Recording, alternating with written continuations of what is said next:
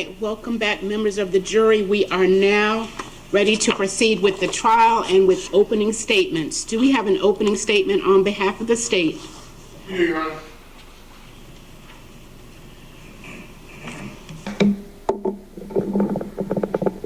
Ladies and gentlemen, good afternoon. Again, my name is Norris Lewis. I am the Assistant District Attorney assigned to this division here. We are considering the state of Georgia versus Austin Ford. I'm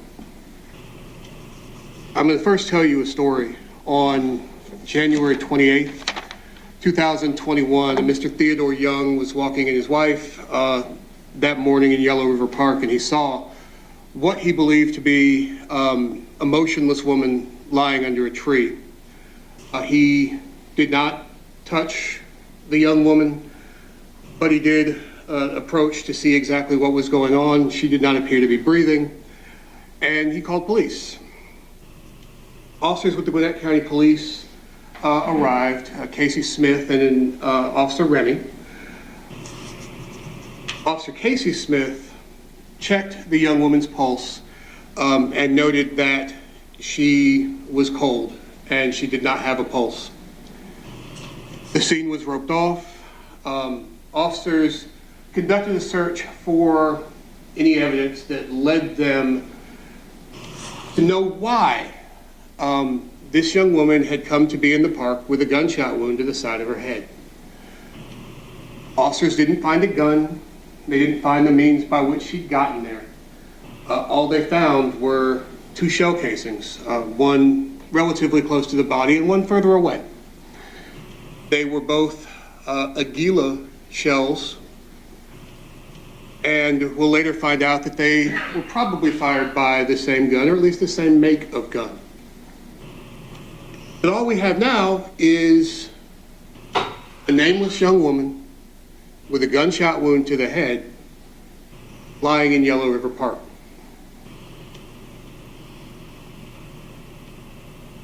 Photos were taken of the scene. The scene was processed as crime scenes are. Photos were taken of the young woman's tattoos. And ultimately that was how her family was able to identify her, was by photos of her tattoos. While this process was taking place, Dr. Carol Terry with the Gwinnett County Medical Examiner's Office performed an autopsy on July 29th of 2021. She determined that the wound path of the gunshot, the single gunshot to the head of this young woman, was left to right with no frontward, backward, or upward, downward desiccation or deviation. Meaning, in short, that it entered the side of her head and literally went straight across. Dr. Terry will tell you that that shot severed this young woman's brainstem, meaning that autonomic function ceased at that moment. Once the brainstem is severed, that is it. That injury was catastrophic, and that she simply would not have been able to move as soon as that bullet passed through her brainstem. Where you are when your brainstem is severed is just where you are. She was able to determine that the muzzle of the gun was some 10 to 12 inches away from the young woman's head.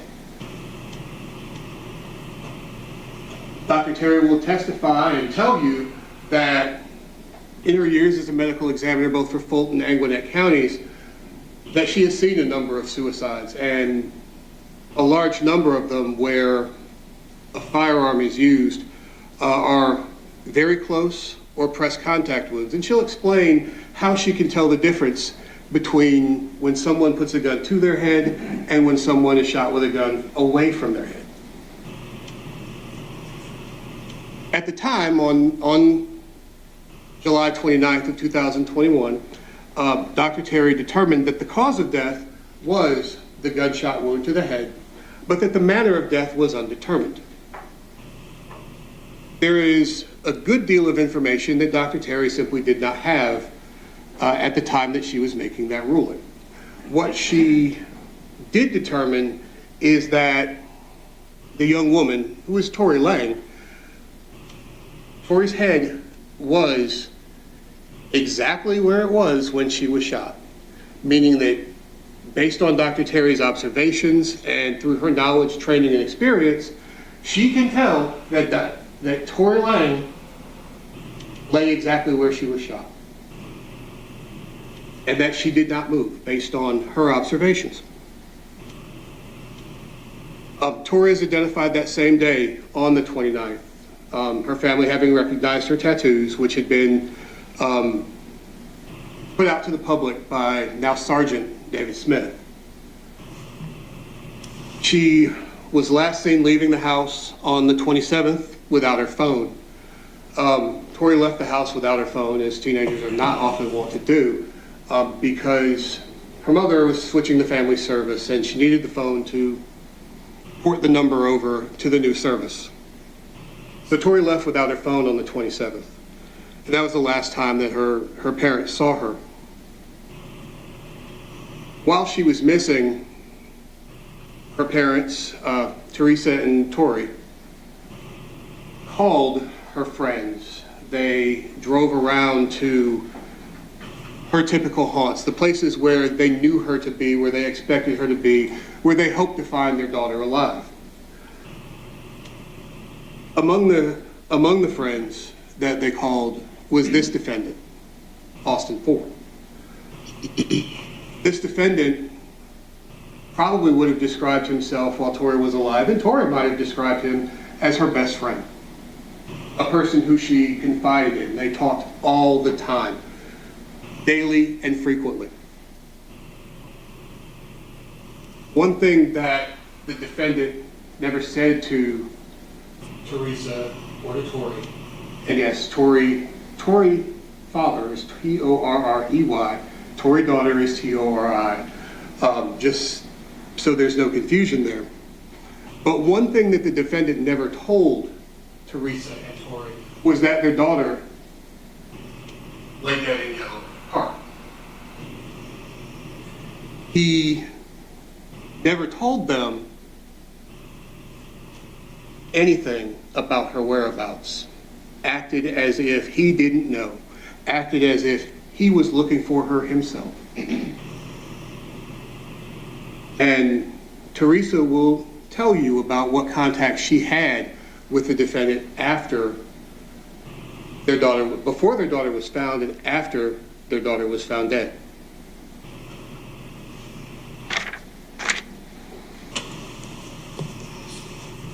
Tori was reported missing to the DeKalb Police Department on the 28th.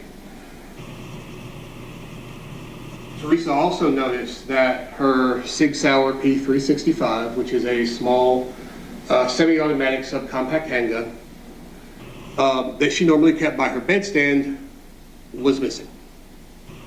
She also reported that missing to the DeKalb Police Department. In the days following Tori's discovery, Detective, now Sergeant Smith, spoke with this defendant by telephone. Told Detective Smith that he was looking for Tori all day on the 27th, trying to get his wallet back. He told Sergeant Smith that Tori asked him to kill her, that she had a gun in the car, and he saw it when he saw the sights of the gun between the seats of her Nissan Versa, a blue Nissan Versa that belonged to her grandmother, Tanya Lang. He told Detective Smith that he refused, and his report was that Tori told him that she would just look for someone else. The defendant, named other people he thought might hurt Tori for money, and said that he was home the rest of the night. That is, that's what he told him. Detective Smith noticed that there was a ring camera located at apartment 1302 across the hall from where the defendant lived. He contacted Ms. Mary Perkins, who was the resident of that apartment at the time, and asked her for whatever video may have been taken between certain hours on her ring cam on July 27th of 2021. What we see is the defendant and Tori walking away from his apartment together around 10:40 p.m. They were having a conversation. And it sounds like the defendant says, "You're scaring me." Tori's response was, "What are you scared of?" Then they go off camera. That's the first lie that Austin Ford was caught in, that he was home the night of the 27th, the night Tori was killed, the night he killed Tori. 2 hours later, he's seen on the same ring cam returning back to his apartment. I'm sorry, leaving again. And returns at 1:41 a.m. And at some point in this, he changes clothes. The two shell casings at the scene were, at this point, determined to have come from the same gun and were consistent with markings made by a 6 Sauer P365. On August 1st of 2021, Tori's Nissan Versa is located. It is found in a nature preserve in DeKalb County, burned to the frame. There is little left in the car, little left of the car, except for the frame, and everything else is essentially ash.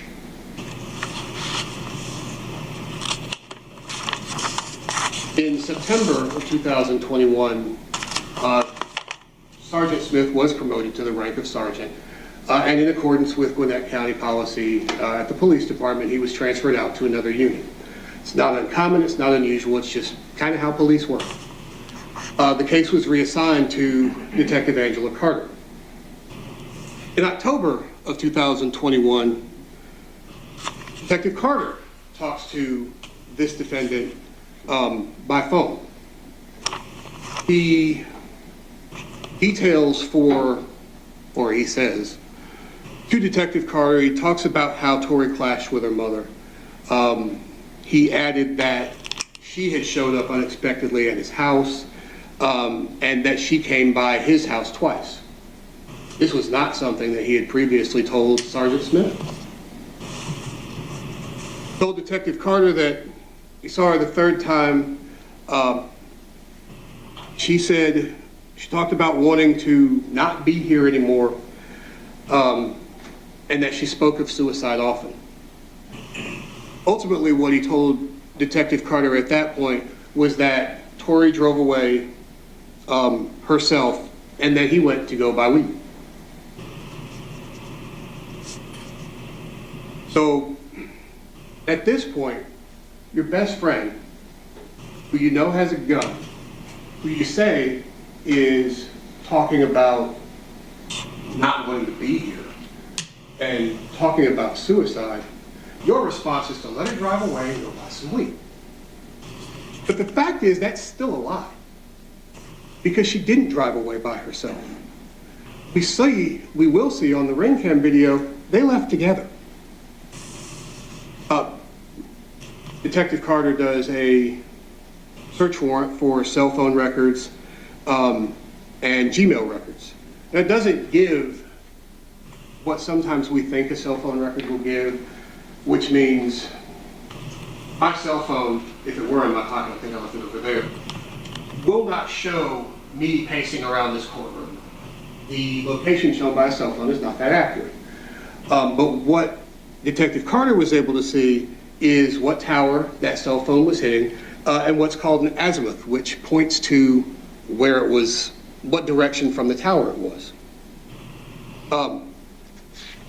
It also shows what his calls were in the 11 o'clock hour, what calls came and were not answered, and what calls were made.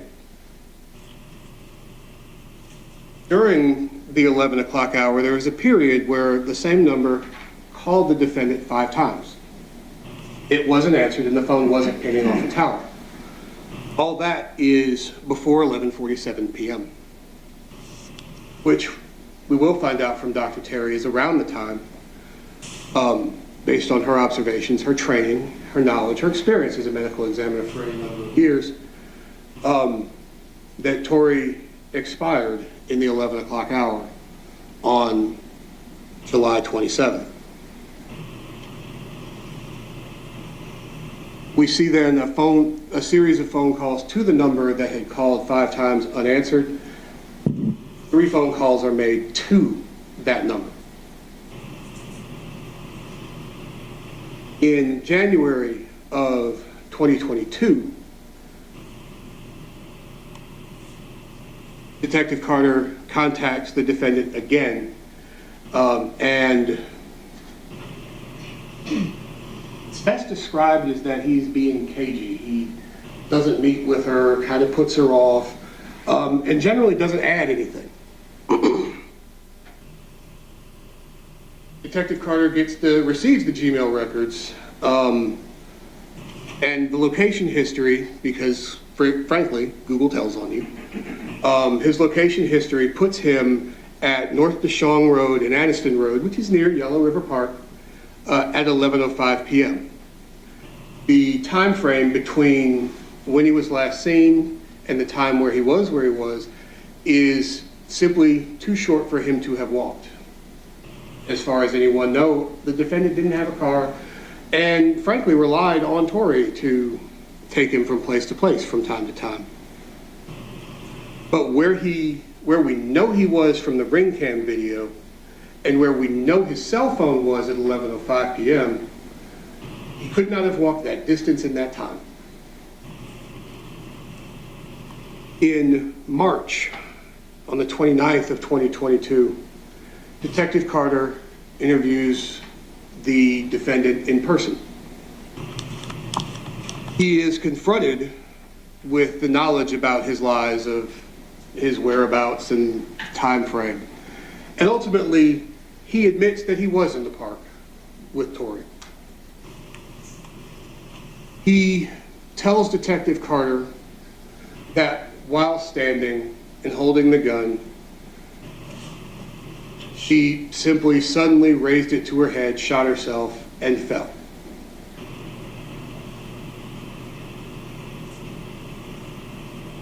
He says that he didn't touch anything, he didn't touch anyone, he didn't touch her body, but admits that he took the gun and he left it in her car. Now, let's address really briefly what Dr. Terry's testimony is going to be. Her testimony is going to be that the young woman who was lying on her back in the park with her braids splayed out behind her head, I can't demonstrate that because I have no hair, but with her braids splayed out behind her back, indicated to Dr. Terry that she had in fact laid down there on her own. There was no indication from the scene that she had been moved or that she moved herself. It appears from Dr. Terry's observations that she was in that position when she was shot, which is simply not what the defendant just told Detective Carter. Claimed that because he was scared, he took the gun, threw it in a pond somewhere in DeKalb County, and he took her car and gave it to someone, but doesn't know how it came to be in a nature preserve or into the frame.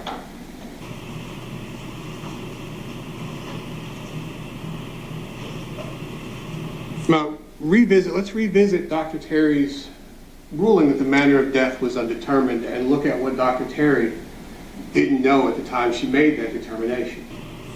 She didn't know who Austin Ford was. She didn't know about Austin Ford's efforts to cover up and conceal Tori Lang's death, and to cover up and conceal his involvement in Tori Lang's death. What you'll learn is that it borders on impossible for a person to shoot themselves in the manner in which Tori was shot with their own hand. And I say borders on impossible because it's not completely impossible. But the chances of it happening are infinitesimal.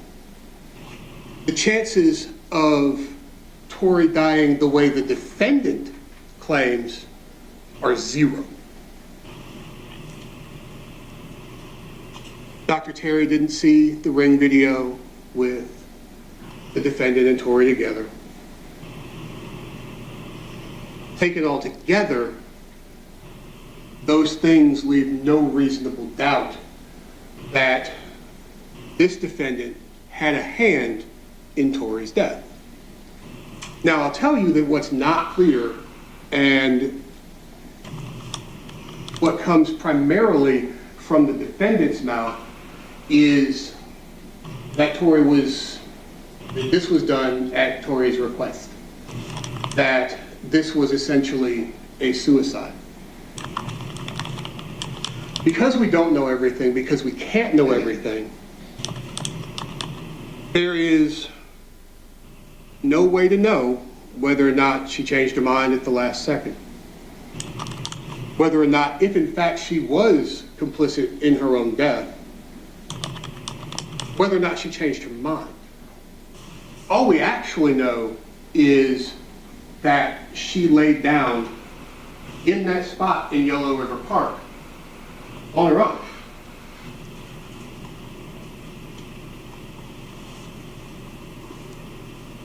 And the truth is, even if this was done at Tori's request, this defendant is authorized by no law in the state of Georgia to hold a 6-hour P365 10 to 12 inches from her head and pull the trigger, severing her brainstem and ending her life.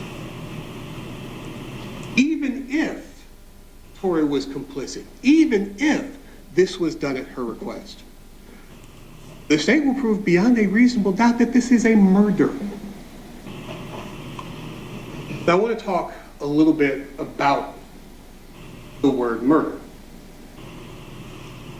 It is the title of the statute under which this defendant is charged. Count 1 is felony murder. When you, in the commission of a felony, cause the death of another human being, you commit the offense of murder. The term murder, used colloquially in the way we use it amongst ourselves, tends to have a more nefarious and malicious tone to it. Whereas someone seeking to cause harm to someone because of anger or rage, seeking profit. But that's not part of the law in the state of Georgia. The way the state of Georgia in this statute uses that term, a murder is simply the unlawful killing of another human being during the commission of a felony.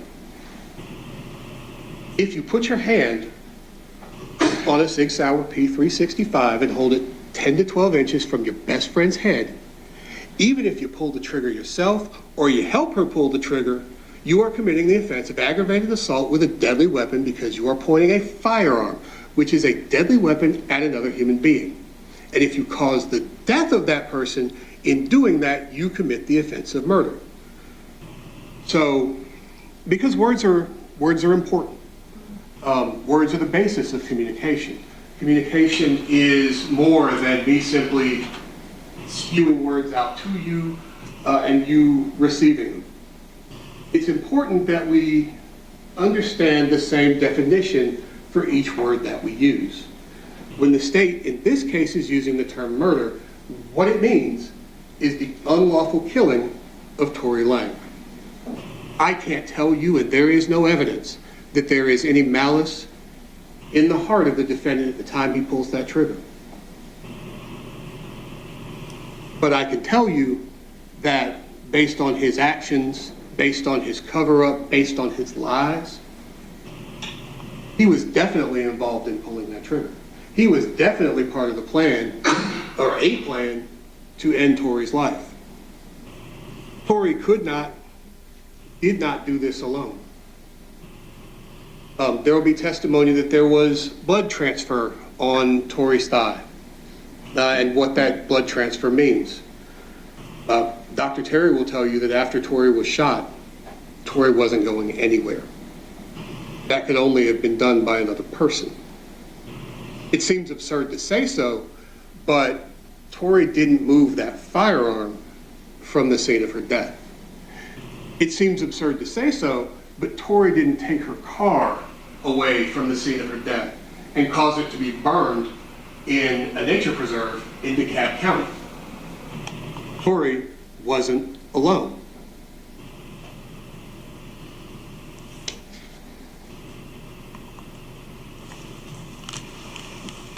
Information about this and the order in which things come at you from the stand might be a little out of order. Simply the way things happen simultaneously with the schedule, information may not come at you in chronological order.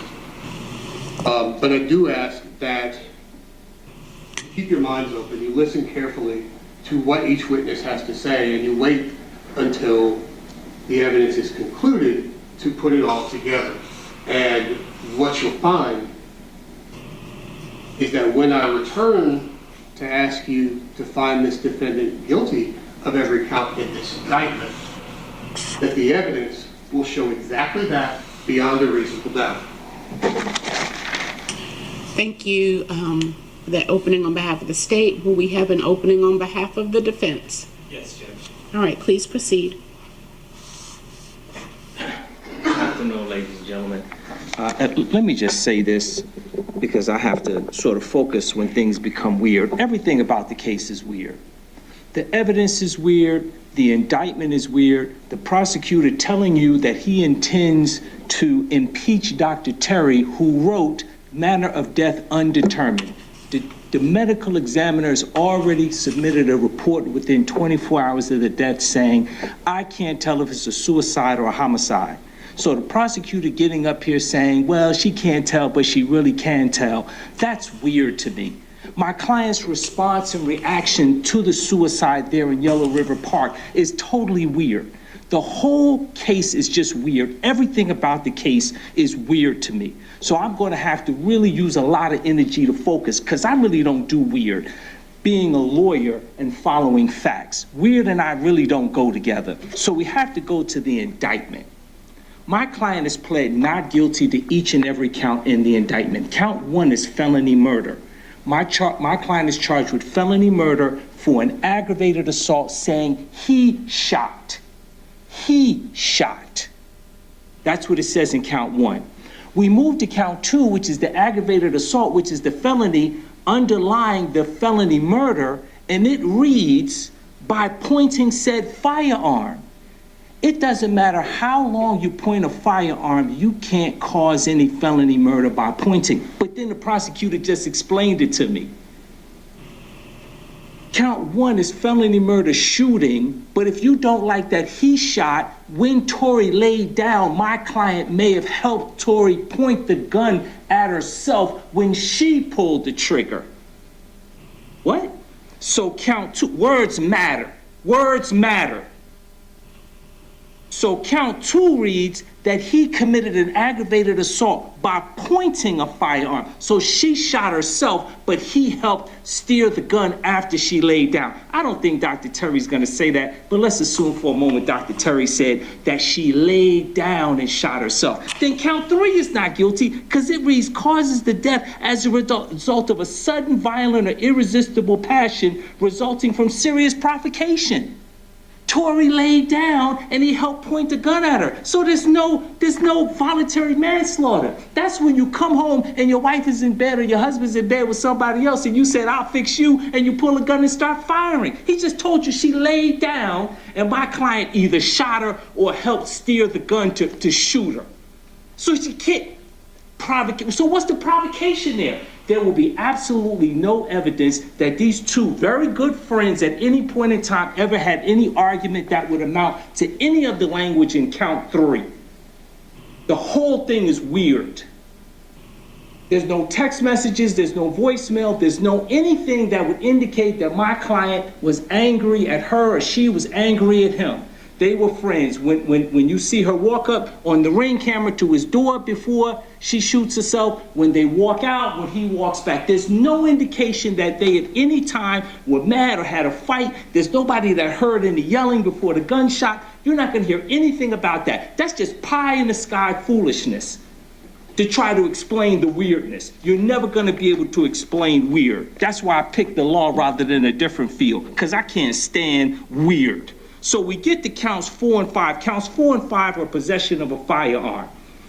The prosecutor's already told you there's no evidence that there's 2 firearms, and the prosecutor believes that the 2 shell casings that were found belong to the same gun, and they think it belongs to Tori's mother's gun. So when you see that my client is charged in count 6 with taking a gun, he means taking a gun from the scene. My client was never at Tori's house stealing any gun. Tori came to the park with her mother's gun. So count 6, unlawfully taking a gun, is taking the gun that Tori used to shoot herself away from the scene. That's what that is.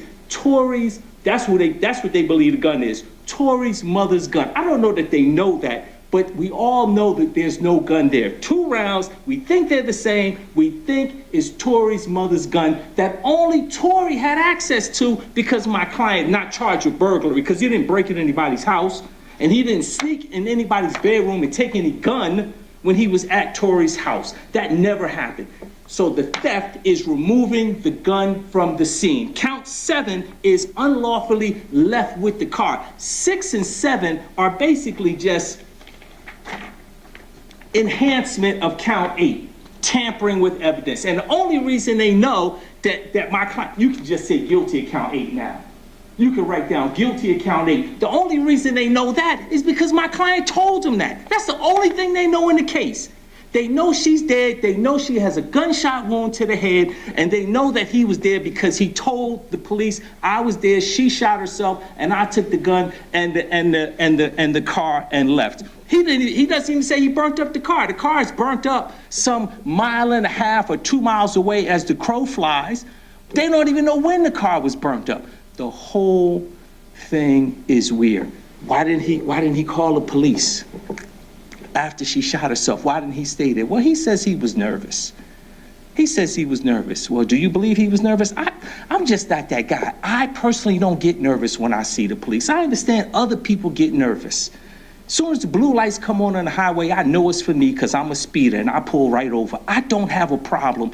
But he explains to the police, listen, the optics didn't look good.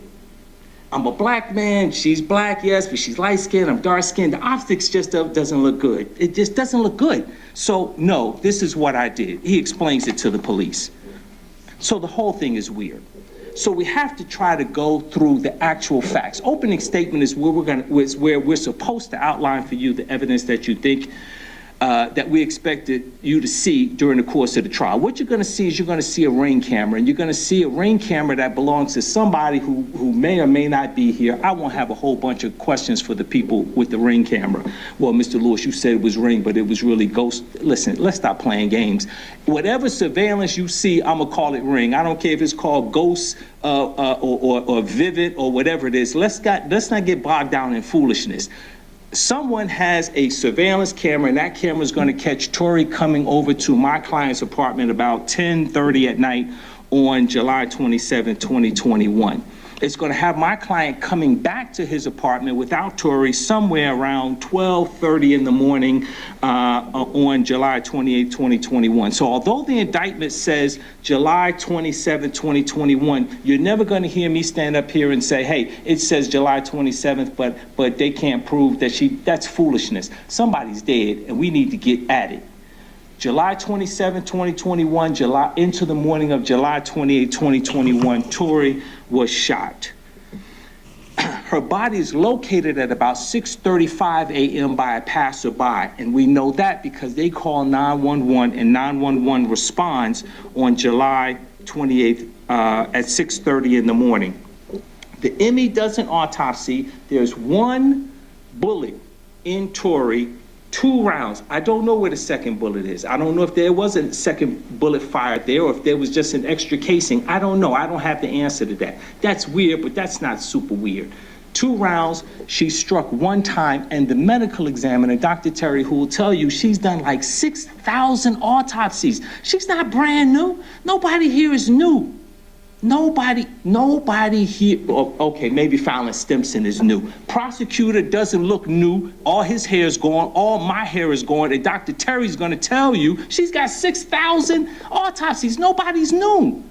And she's gonna tell you, based on her expertise, she cannot tell if it's a suicide or a homicide. She doesn't know Austin Ford, but she's going to tell you science cannot tell me if it was a suicide or a homicide. She's not going to tell you science tells me it's 10% suicide and 90% homicide. Please do not wait for that. Dr. Terry is a person after my own heart. She doesn't suffer fools lightly.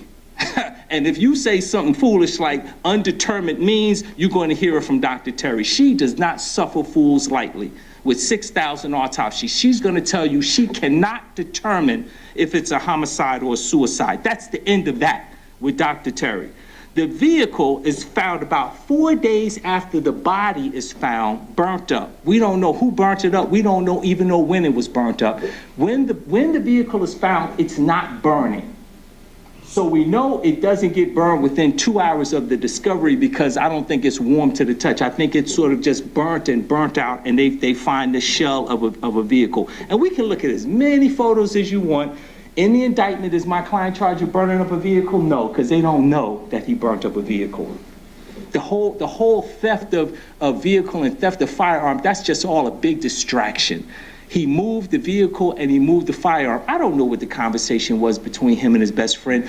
Pretend that it's not a suicide. I don't want my family to know it's a suicide. I don't know what the conversation was. He doesn't get that far into the conversation with the detectives when they speak to him. And the detectives speak to my client on March 29, 2022, 8 months later. They have an actual face-to-face conversation. Do I think my client is dodging the law enforcement in between the time of the shooting and the time that they speak to him?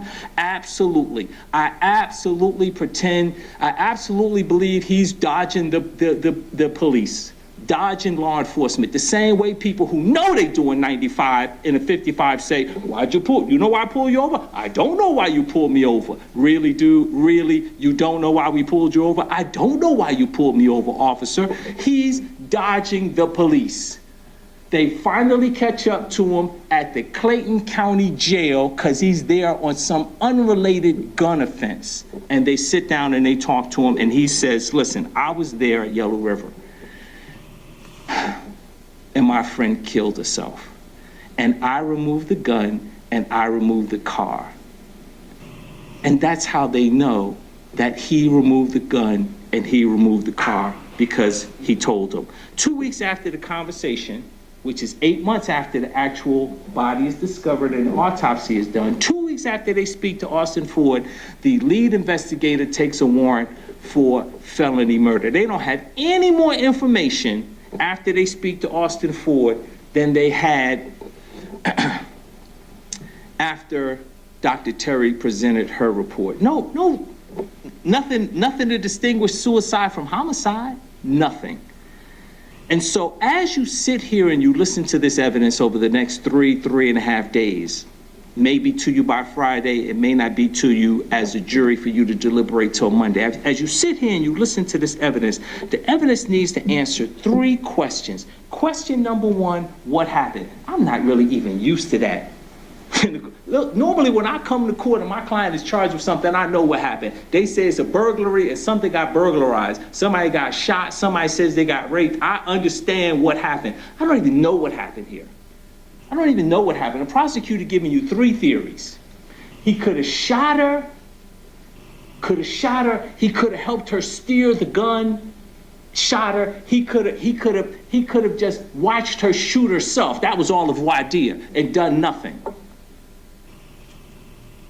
Well, which is it? Now I'm gonna let you decide. So first thing you have to decide on the evidence that you see, first thing you have to decide is what happened. Was it a suicide or a homicide? Did Tori kill herself or did Austin Ford kill her? Because you're not pointing in any other directions with any other suspect. First question that the evidence needs to answer is what happened. Then the second question is who was present? Who was present? If Austin Ford doesn't tell you he's present, there's no evidence that he's ultimately present. And you're going to hear from him through his recording. I don't know if he's going to testify or not. He has a right to testify. He has a right not to testify. The judge is going to tell you that. But it's clear the gun was removed from the park and her vehicle was removed from the park. And the evidence shows that she was shot at the park. I don't know that the evidence is going to show if she was standing up, on her knees, laying down, head turned. I'm not willing to go that far. Maybe you think the evidence is going to show that, or maybe the prosecutors live with the evidence long enough that he can make that inference. I'm just comfortable saying she was shot at the park versus shot someplace else and brought to the park. But you're going to have to determine who was present in the park when the gun and or the vehicle was removed. The evidence is going to have to ultimately tell you that information. And then I could tell you, the evidence is going to be clear that Austin Ford is lying. Why is Austin Ford lying? I've been doing enough jury trials that I trust that juries aren't going to be finding people guilty of felony murder because they lying to the police. I don't know why he told the police what he did. I don't know why he told the police he was there. I don't know why he told the police beforehand that he wasn't there. I don't know. But you will get to review all of his statements. He's dodging the police. So the first 3 calls on the phone, you can just put down Dodger. He's dodging the police. When they catch up with him, he's already in custody. They read him his rights, and he gives a voluntary statement. He voluntarily gives a statement, and he explains ultimately what happened. He doesn't have Dr. Terry's report at that time. Austin Ford doesn't have Dr. Terry's report saying that it is potentially a suicide. He doesn't say, oh, we went to the park and there was a third figure that came up and shot me, shot her and said that they were going to shoot me, or shot her and then shot at me. That explains the second round. No, he's not doing that. He's not doing that. Dr. Terry says it's undetermined suicide, homicide. He then tells the detective 8 months after that autopsy, which he's never seen, it was a suicide. How in the world did he get that right? So he explains that ultimately to the police. Why'd you take the gun and throw it in the water? Why'd you move the car anyplace else? That's all weird. That's just weird. And I think that's what the prosecutor's hoping. He's hoping that you will convict Austin Ford on the weirdness of this whole case. Everything is weird. So I'm gonna use half of my energy not to be weird as the case is weird. I'm gonna try to stay focused on the evidence so that it comes to you so that you can use your cognitive abilities in evaluating the evidence and not fall into the abyss of, this is just weird. It's all weird. At the end, you're gonna see there's no way you can find him guilty of everything, because in order to find him guilty of everything, you gotta find him guilty of multiple theories. You got to find that he shot and he helped Tori by helping her by pointing, which is the felony murder, and he had to be mad when she laid down for some reason. So that's impossible. It's impossible for you to find him guilty of all the charges. And what you're going to see through the weirdness of the case is that the state hasn't proven anything to you, which is why the only verdict in the case is going to be not guilty on all the charges. Thank you very much, Judge. All right, thank you, Lawrence Lewis, for the defense. All right, Mr. Norris Lewis, call your first witness, please. Theodore Young.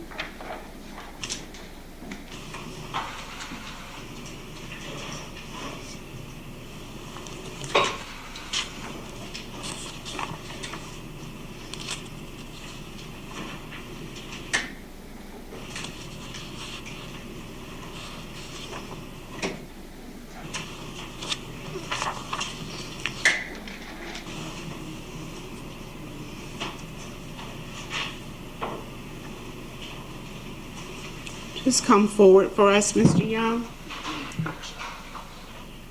And when you come around, there's a couple of steps. Watch your step coming around before you're seated, please, sir.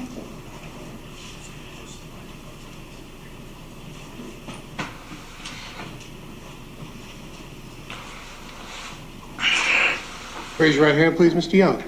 Do you swear or affirm the testimony you're about to give in this matter now pending before the court shall be the truth, the whole truth, nothing but the truth, so help you God? I do. Can you slide your hand chair down, sir. all the way up for me so you're right in front of those microphones? Okay. And they'll extend out if you need to pull them toward you. Okay, whatever. Very good. Thank you, sir. Mr. Young, could you please introduce yourself to the jury? My name is Theodore Young. Mr. Young, are you familiar with Yellow River Park? Yes, sir. How are you familiar with Yellow River Park? Go there walking the trails every day, early in the morning. Do you live near Yellow River Park? I live about maybe 2 miles from Yellow Park. Were you in Yellow River Park on the 28th day of July of 2021? Yes, sir. What were you doing there? Walking. Were you walking alone or were you with someone? I was with my wife. Did you see anything you would call unusual or out of the ordinary on that morning? Yes, we just started walking on the trail, and I seen a body underneath of a tree, and I thought maybe the person was sleeping, and went over there and examined them. I didn't touch the body, but I said, "Are you okay?" And no movement, and then I backed off and called Gwinnett County Police. And was that your last involvement with calling the police? Was that the last thing you did? Well, the police come, they took my name and said that's it, and I just left from there. And you're certain that you did not touch the body or anything around it? Did not touch it. Thank you, sir. That's all the questions I have. The other Mr. Lewis, Mr. Lawrence Lewis, may have some questions for you, sir. Let me say that, Judge. I think pork, the other white meat. Mr. Young, good afternoon. Good afternoon. I only have a few questions for you. Okay. All right. If you don't understand anything I ask you, you just let me know, and then I'll try to rephrase it. Okay. Okay. If you don't hear the question, just ask me to repeat it, and I'll make sure. Is it better when I speak directly into the microphone? Is that better? Yeah, I can hear you. Okay. All right. Good. Let me ask you this, sir. Do you recall about what time it was that you phoned the police? About 6:20 in the morning. About 6:20 in the morning. And you were there for approximately how long before the police arrived? Maybe less than 15 minutes. Okay, good. From the point where you called the police to the point where the police arrived, did you ever go closer to the body? From the point, understand my question, from the point where you called the police, where you called 911, to the point when they arrived, did you ever approach the body? After I made the phone call, no. Okay, good. Before you made the phone call, how close did you get to the body that was there under the tree? It was under a tree, right? Right. Right. How close did you get? Probably about 3 feet. About 3 feet. Okay, good. So, fair to say you never touched the body. Is that fair to say? Is that fair to say? Never Yes. touched it. Never touched it. Do you recall ever seeing any shell casings? Any what? Any shell casings? The No. part that's discharged from a gun. No. Do you recall ever hearing any metallic sound as you were moving, as if you might have kicked or touched a shell casing? No. Okay. Let me ask you this, sir. Do you recall ever hearing any metallic sound as you were moving, as if you might have kicked or touched a shell casing? Okay. Do you recall ever hearing any metallic sound as you were moving, as if you might have touched a shell casing? No. Okay. just based on your testimony, I'm left with the impression that it was you that got closest to the body between you and your wife. She sort of hung back and you were the one that came within Yes. 3 feet. Is that fair to say? Yes, sir. Fantastic. And after the police arrived, approximately how long were you there before you left? How long was the police there before? No, yeah, how long, that's even a better question. How long were the police there after they arrived before you left? As soon as they took the information from me, my name and address, I left. Thank you very much, sir. Thank you. Thank you, Judge. Any redirect examination from the state? No, Your Honor. All right, and then Mr. Young, watch your step coming down, and you're excused. Is he excused from any further appearance? No objection from the state, Your Honor. None, Judge. Thank you. All right, you are free to go about your business, sir. No further obligation to appear. Thank you. Call your next witness. Teresa Lang, sorry.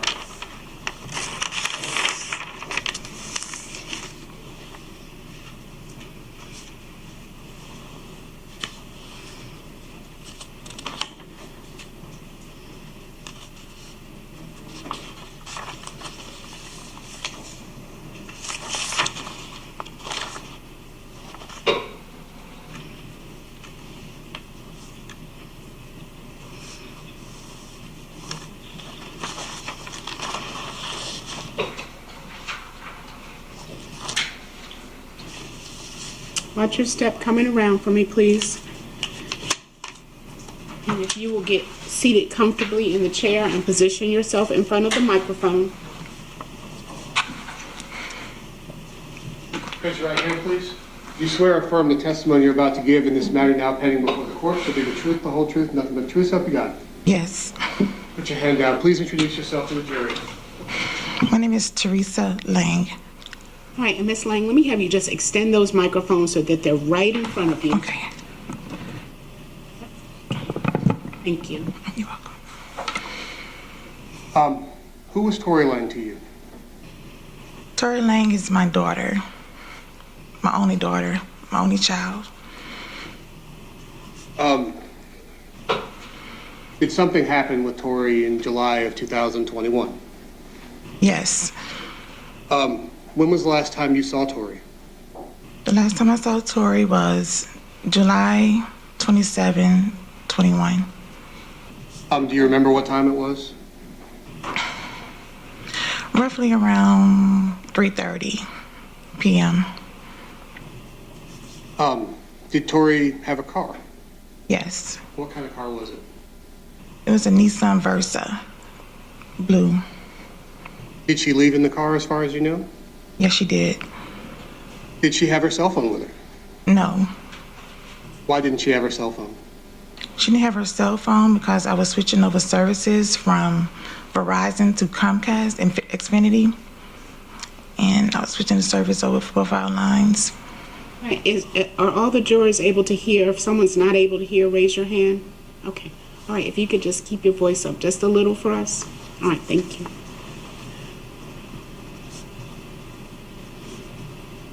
Did Tori return home from the last time that you saw her? No.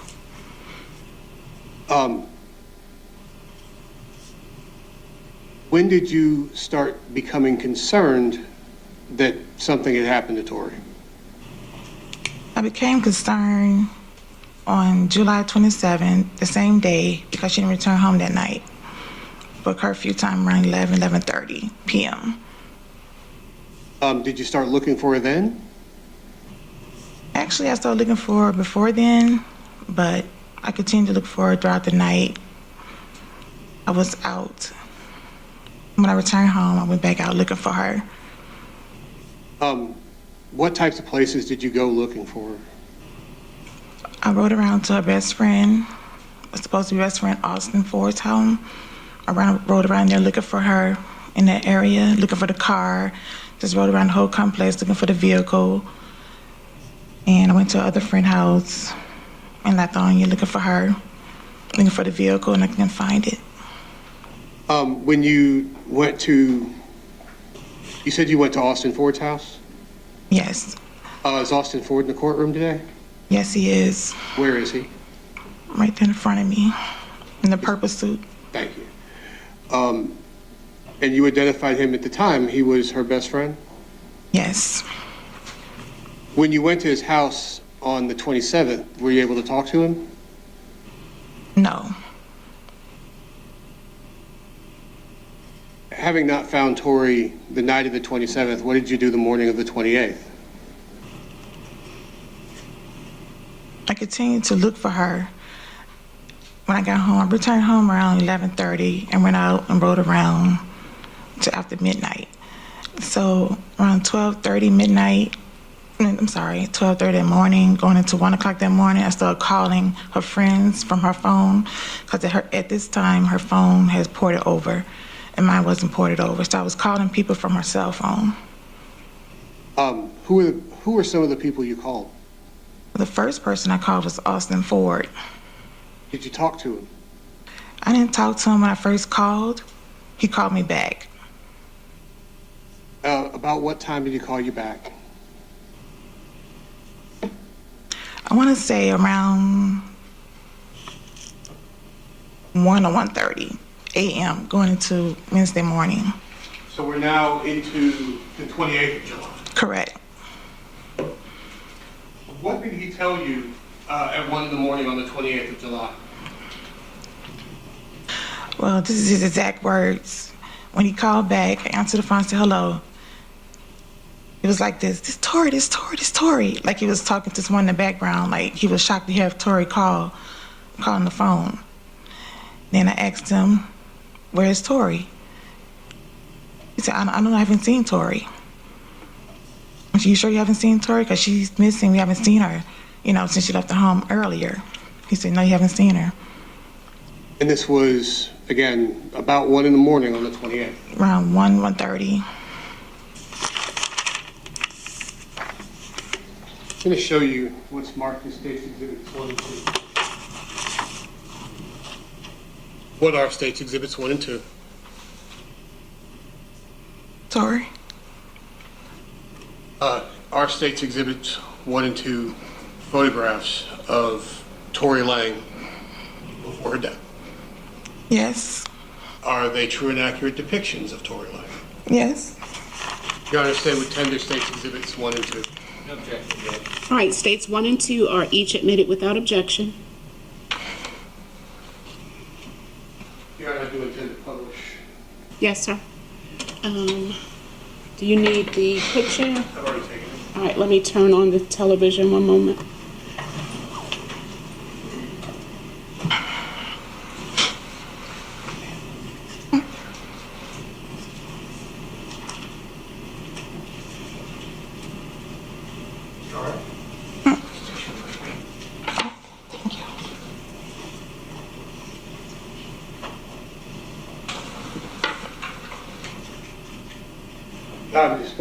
Publishing State's Exhibit number 1. Tell the jury about this photo.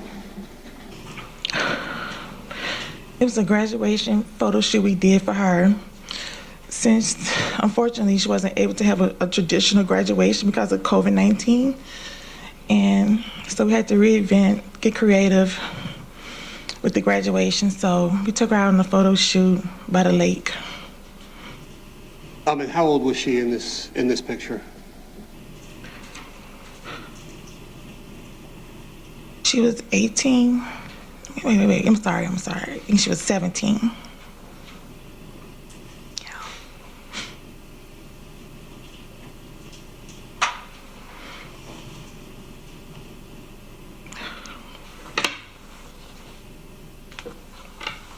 I'll show you publish what's marked as in named State's Exhibit number 2. Tell the jury about State's Exhibit number 2. She took those pictures with the school, with Katie Studios, went to the studio for a photo shoot for graduation.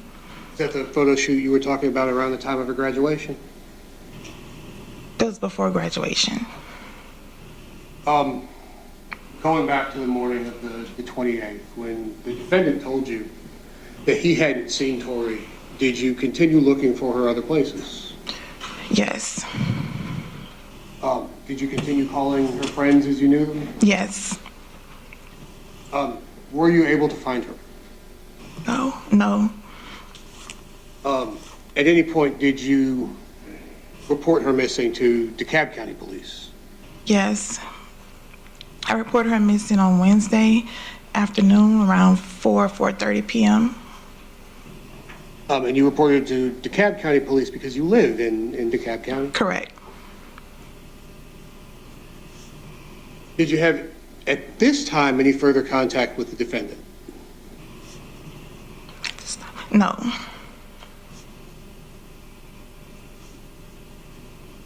At what point did you discover that Tori had been found?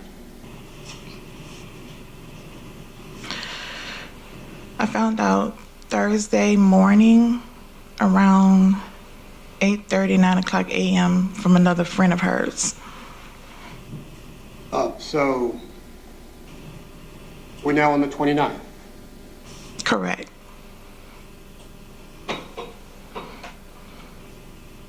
Did you or another family member make the final identification of Tori? A family member, her auntie, Tori Lang. And was the young woman who was found dead in Yellow River Park, was that your daughter? Yes.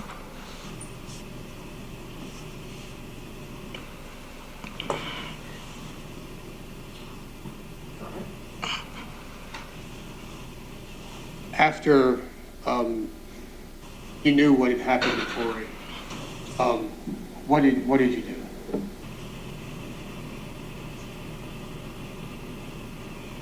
I was panicked. I couldn't believe I was really upset. My husband and I were really, really upset. And we had to wait till the detectives come to the house to tell us, make sure that was Tori that they found. And I wanted to go see her myself in person, so we rode out to the coroner's office and they wouldn't let us see her. He told me I had to get the funeral home to come pick her up in order to see her. So we came back to the house. We came back to the house, and I wanted to know. I asked the neighbor, could we see their Ring camera to see if we can identify the time frame? You know, did she come back home that night, or to see, just when exactly what time she left and things of that sort. And when we reviewed the Ring camera, we discovered that she left around 4:30 p.m. on the 27th of July, 21. And she resurfaced back on the camera around 10:30 p.m. on July 27, 21. Well, at this point now on the 29th, going back to Thursday, did you have any further contact with the defendant after discovering that Tori had died, the manner in which she died? Before the 29th? After the 29th, starting on the 29th and then the days and time after. Yes, I called him. Did you speak to him again? Yes, I did. What did he tell you? He told me, my mother told me, you're going to be mad with me. I said, why? Because I did see Tori that night. I saw her 2 times that night. And I asked him, what was the time frame that you seen her? Because Austin Ford came to our home on the 27th of July looking for Tori. What time did the defendant tell you that he'd seen Tori? What time did he tell me he seen Tori? He couldn't give me a time frame. I kept asking him, was it before you came to the house or after you came over to our home? He was saying it was after he came over, but he couldn't tell me the time frame that she came. She came twice, but he didn't tell me the time frame. He couldn't tell me the times. At this point, did he tell you that he knew what happened to Tori? No. Did he tell you that he was with Tori when he died? No. When she died, I'm sorry. No. Was that the last contact you had with the defendant? No. What was the next time you had contact with the defendant? I spoke to him on the phone again. He told me a story about when Tori came over to his house. She was looking for someone to hurt her for $300. About what day was this? That was Thursday, the 29th of July. Did he tell you that Tori had a gun? No. Did he tell you that they had gone to Yellow River Park together? No. Was this the last time you spoke with the defendant? No. When was the next time you spoke to him? He would call periodically. We would call each other periodically because we were trying to figure out what happened to Tori. And he'll call and say weird things to me like, I want to be around you. I want to smell you.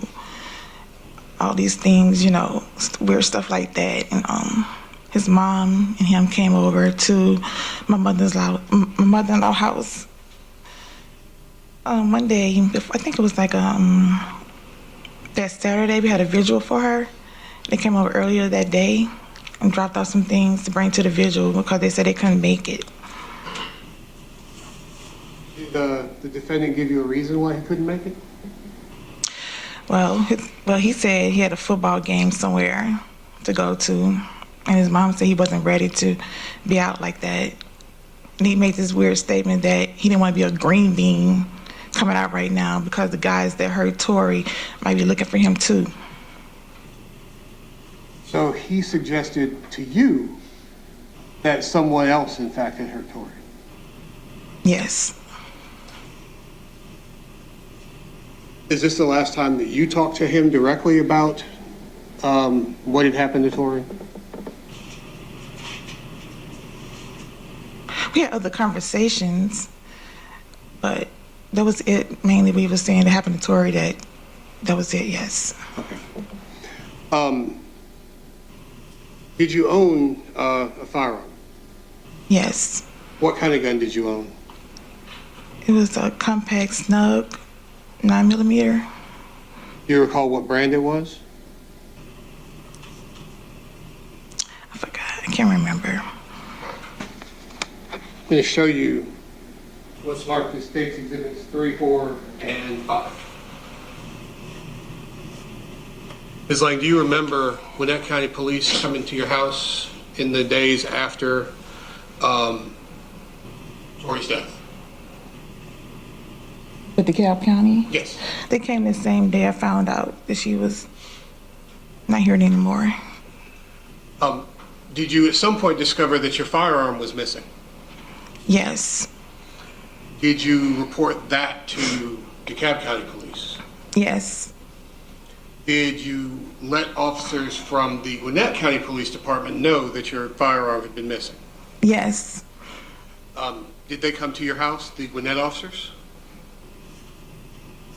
About the gun? Yes. No, DeKalb County came.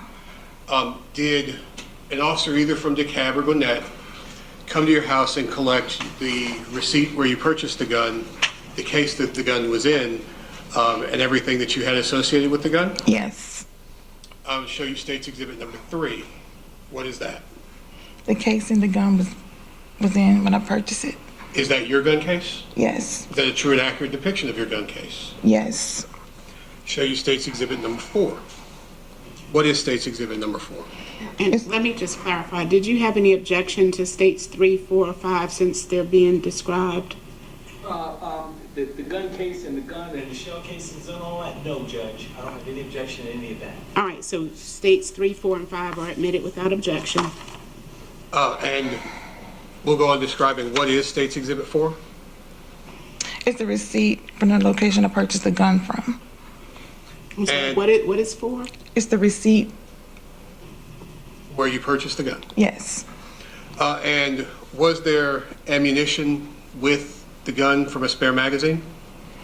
Yes. Show you I State's had another Exhibit clip, yeah. number 5. Is that the ammunition that was in your gun case, in the spare magazine? Yes. Your Honor, I'll tender, yeah, the courts admitted them, but for the formality, I'll tender states 3, 4, and 5. 3, 4, 5, I don't have any objection, Judge, to 3, 4, or 5. All right, thank you.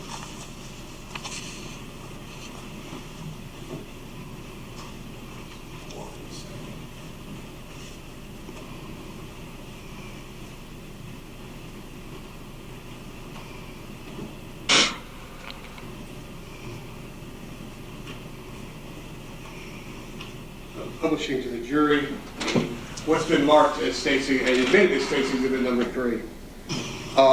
Is this is your gun case, correct? Correct. There's a little, and you can see it on your screen, but there's a little yellow, black and yellow rubber band. Does that show the model of the gun that you had? Yes, it does.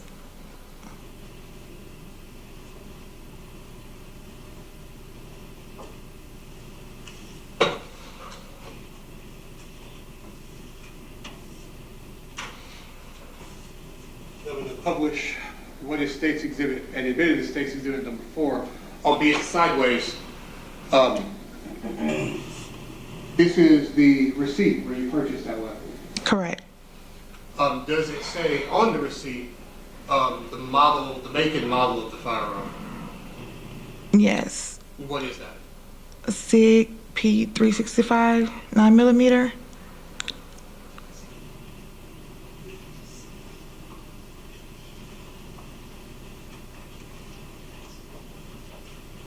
You might be able to turn it upright with the little clockwise thing at the top of your laptop.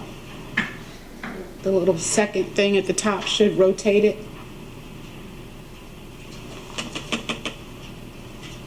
Keep going. There you go.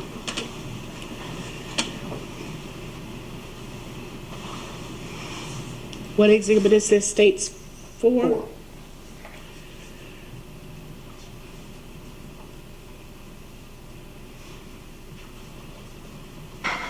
And you had an extra magazine with the weapon when you bought it? I did. And did you have ammunition in that magazine when it was located in your home? Yes, I did.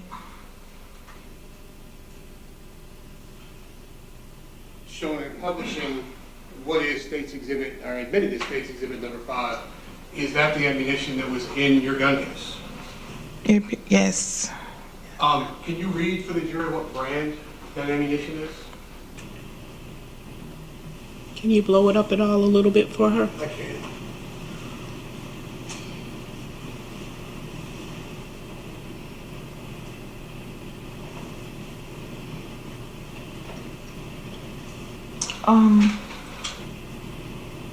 Acula 9mm. Thank you, Ms. Lang.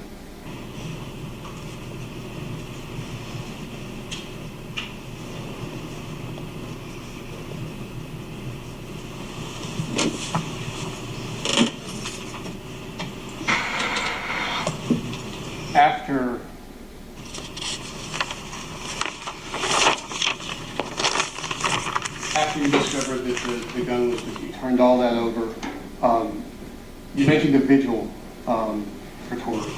Yes. Yes. About how long after her death was this?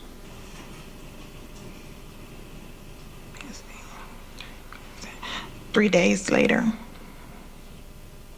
And you said the defendant and his mother didn't attend? Correct. What was it, again, what was the reason that he gave you? He said he had a football game to attend. Did you know him to play football?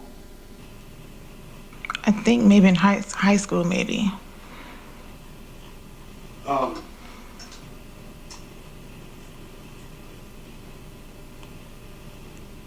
As far as you knew, what were Tori's plans for the future? Her plans for the future was she wanted to continue. She was already enrolled in electrical apprentice program, for engineering. So she was taking online courses for engineering. Then once she got acclimated with that, she wanted to start taking courses online at a school. She wanted to enroll in college to take the engineering major.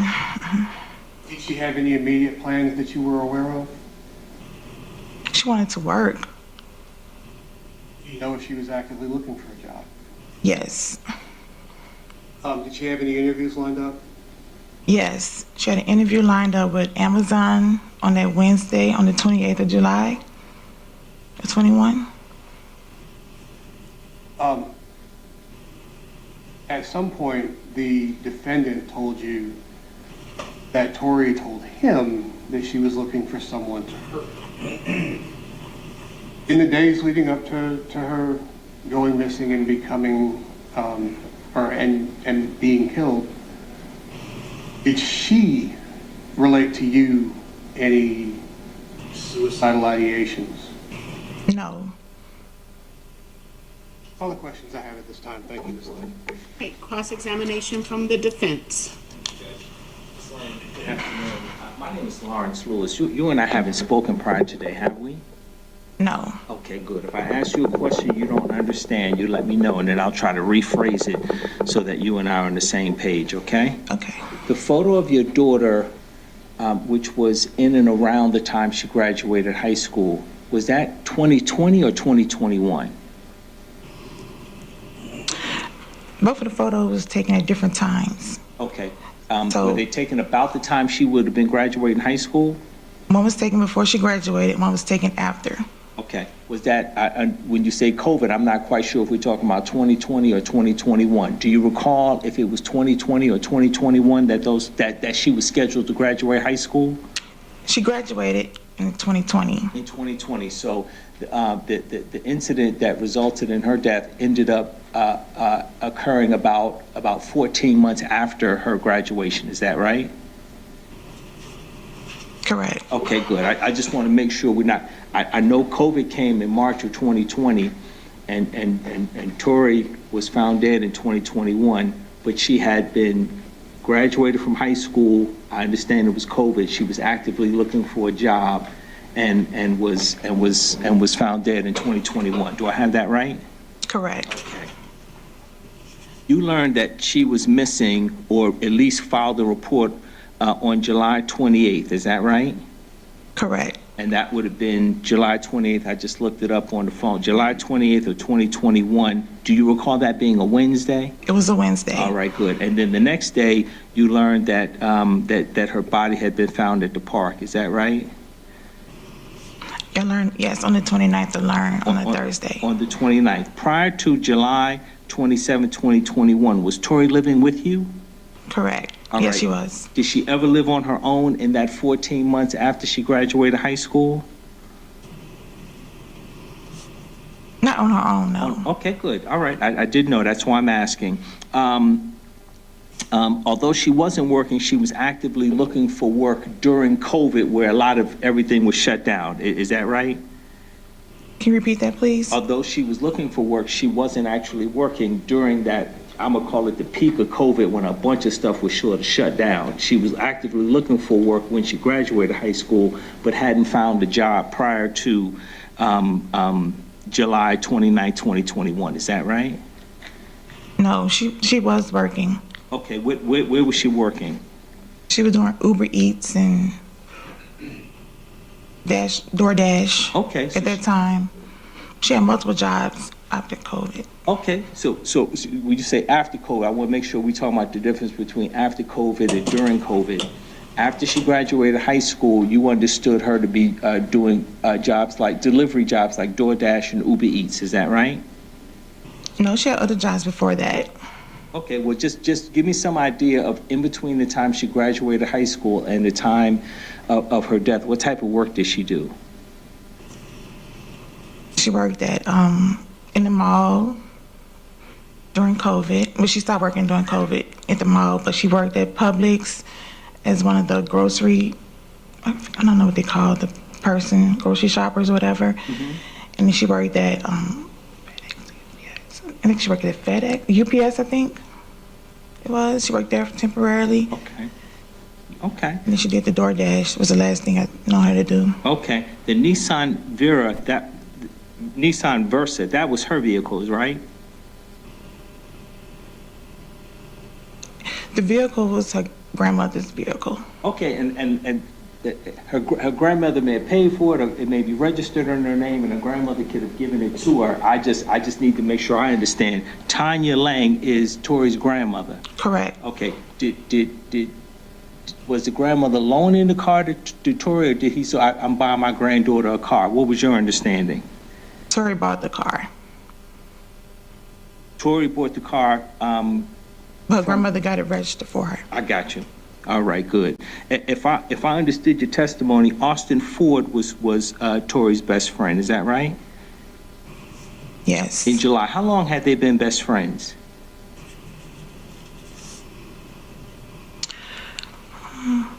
I would say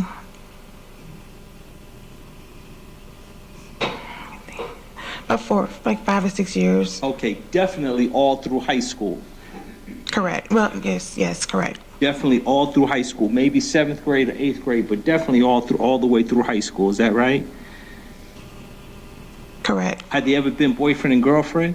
Yes. Okay. How long had that gone on, where Tori and Austin Ford were boyfriend and girlfriend in high school? Let's not deal with 7th, 8th grade. In high school, what was your understanding of how long they had been boyfriend and girlfriend? Not too long of a period. I would say less than a year. Okay. And did it surprise you that they sort of remained friends and even best friends after they had sort of lost interest in each other in that way? Did it surprise me? Yeah. No. Okay. I'm assuming during the time that they were either boyfriend or girlfriend in high school, Austin Ford had a chance to come over to your house. Is that fair to say? Did he ever come to your house? I think he's been there since, with us not being there though. He's been there before. Okay, have you ever had a 4th of July barbecue or Thanksgiving at the house and he just sort of show up for a piece of pie or something like that since they were friends? Since he and Tori were friends? He always met her down the street. He never really came to the house. Okay, so not while I was there. He was there though before because I know he was there because he registered on my Wi-Fi. So I registered on my Wi-Fi. Okay, good. So he wasn't the type to just sort of pop up at Thanksgiving and knock on the door and walk in, or Christmas and walk in and say Merry Christmas. He wasn't that type of person. He didn't pop up on the holidays, but he had popped up at our home several times. Okay. Do you recall if he was at your home, inside your home at all, the year of 2021, the year Tori died? Was he at your home at all in the 3, 4, 6, 7 months prior to her death? Yes, he was at the house. Do you recall the last time he had been at the house? It was around Father's Day. My husband and I were out of town on a trip. He was there. Okay, so if I sort of put that statement together with other statements, I'm left with the impression he normally didn't come to your house when you were there. Is that right? Correct. Okay, so he more came to the house, hang out with Tori when you or you and your husband weren't there. Is that right? Well, they hung out outside, but not inside. I got you. Okay. The gun at issue, the gun that appears on the receipt, had you ever fired that gun? Yes. Okay. Did you have any shell casings, what they called in the military, brass, from firing the gun? We went to a range and fired the gun. So. Did you ever collect that brass such that you would have held it so that they could have compared the rounds near Tori to the brass from you firing the gun? No. Okay. When was the last time you saw the gun?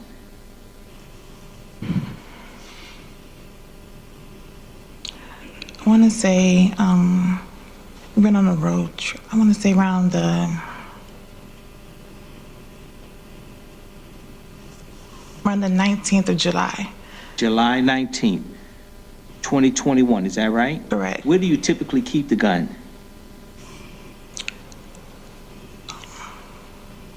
Sometimes I keep it beside my bed.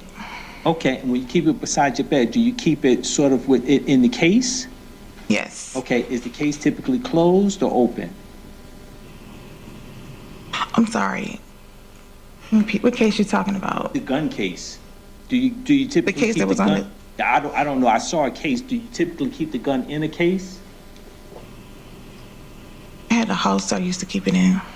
Okay. The holster that you The holster, kept- yes.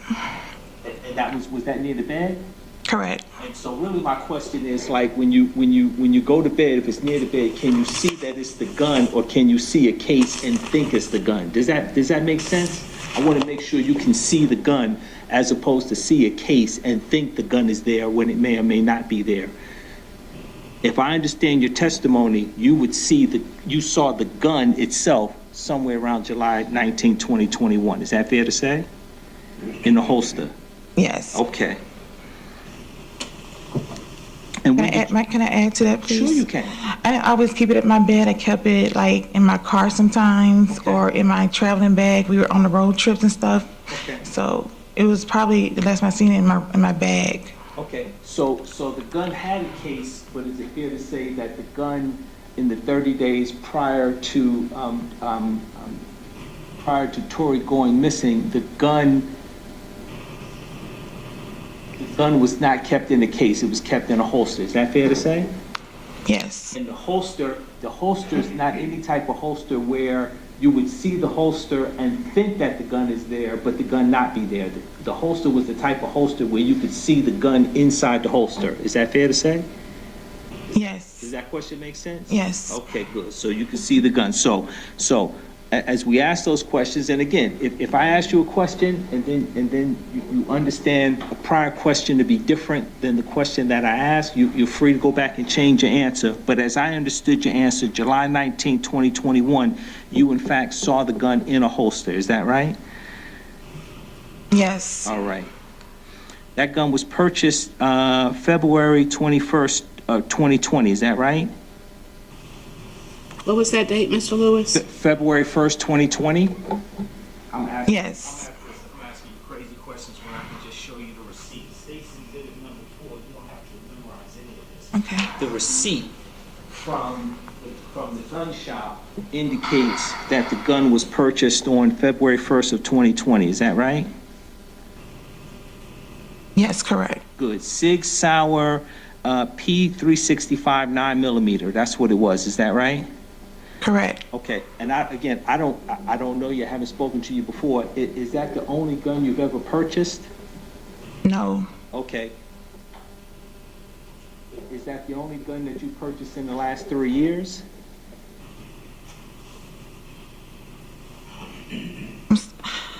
What's the time frame again? The last 3 years. That gun right Including there. this year?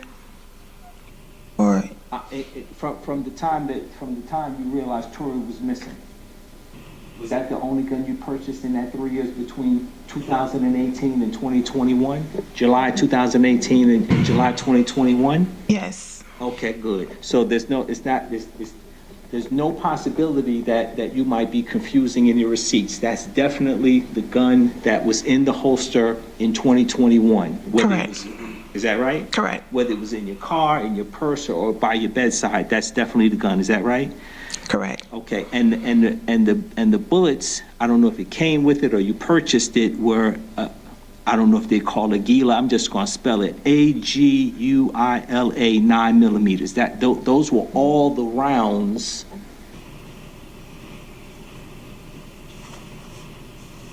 that are depicted here in State's Exhibit number 5. Is that right? Are all those rounds the same type of rounds? Do you know?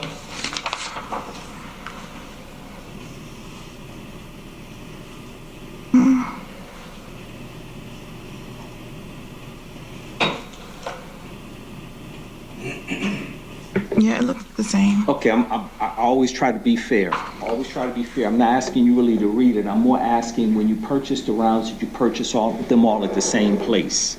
That's really what I'm asking you. Do you recall if you purchased all the rounds at the same place? Yes. Okay, do you recall what type of rounds they were?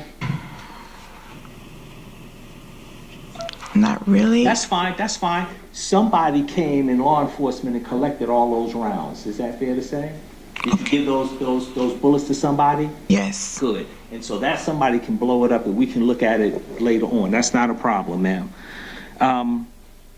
Did you know at about the time that that Tori went missing, that Austin Ford was playing semi-pro football. Did you know that? No, Did you know where he was working at all?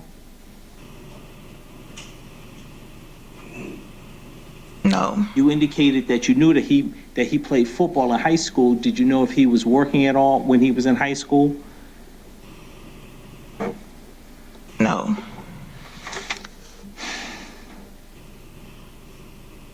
You indicated that that Austin Ford and his mother, they attended the vigil, but they didn't attend the funeral. Is that right?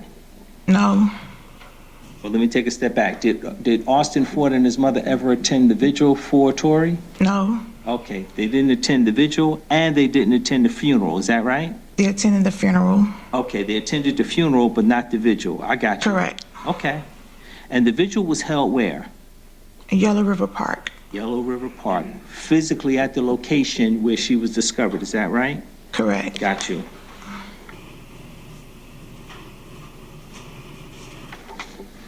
Two more areas. I've got not very much more.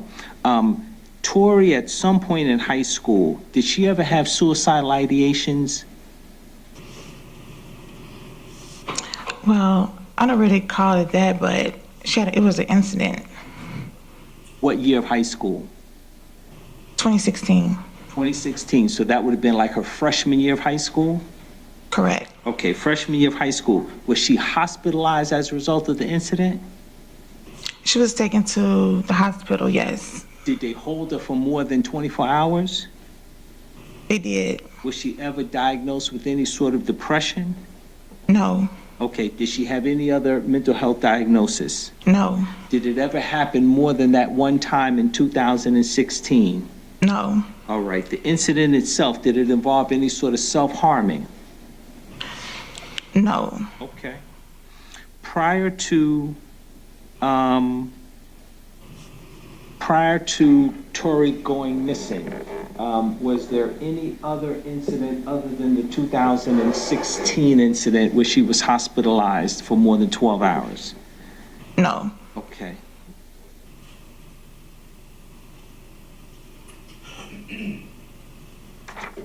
You indicated that Austin would call periodically after Tori's funeral. About how many times did you speak to Austin after Tori's funeral, but before the detective told you that she was preparing arrest warrants for Austin Ford? Just approximately. I don't need an exact number. how many times I spoke to him after the funeral? Yes, like less than 6, more than 6, more than 50.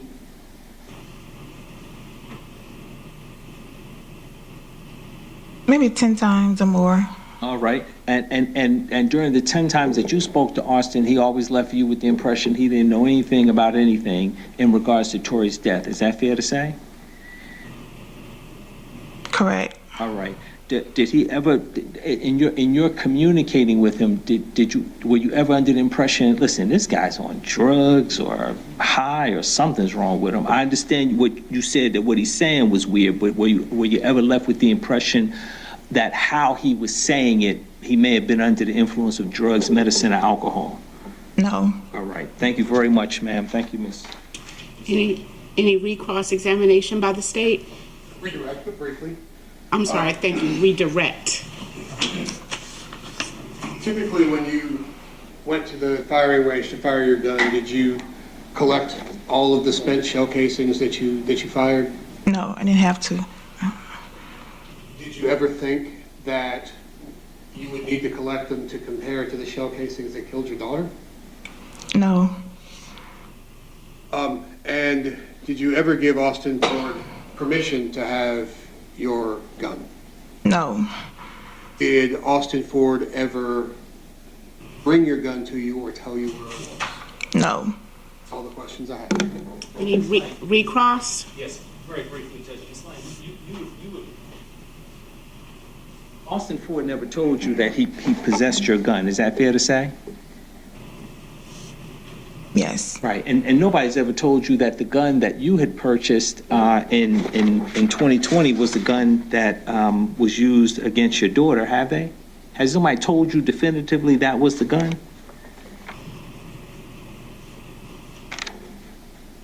No. You've indicated that you did fire the gun. Approximately how many times after you purchased the gun do you think you fired the gun? You fired at the range typically, right? Correct. Okay, how many times do you think you went to the range to fire the gun? Probably went to like 3 times. Okay, and that wasn't the first gun you had ever owned, is that fair to say? Correct. All right, thank you very much, ma'am. Thank you, Judge.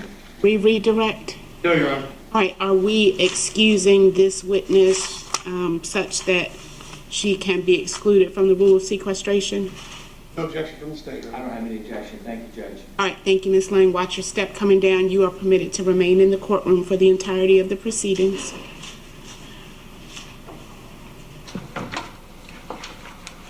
All right, ladies and gentlemen, we're going to take our mid-afternoon recess at this time. I remind you of your precautionary instructions during the recess. Let's be in recess until 3:05. 3:05. Leave your notepads and pens in your chair. Take your personal belongings.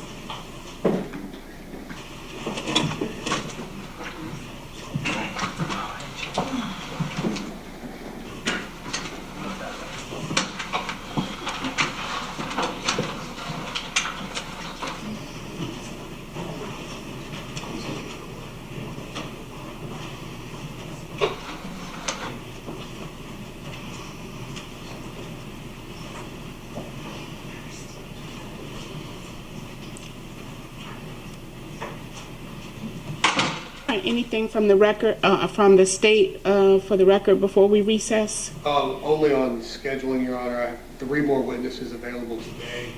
I can't tell the court exactly how long they'll last, but I have 3 more witnesses available today. All right, very good. Anything else for the record from the defense? No, but if we talk, I may be able to give some idea how long cross is going to be. Is Dr. Terry coming to that? No, so yeah, I don't have anything else, Judge. All right, recess until 3:05. Mr. Ford's back with the deputies. Thank you. And I remind the camera person, no filming while I'm off the bench. Thank you, sir.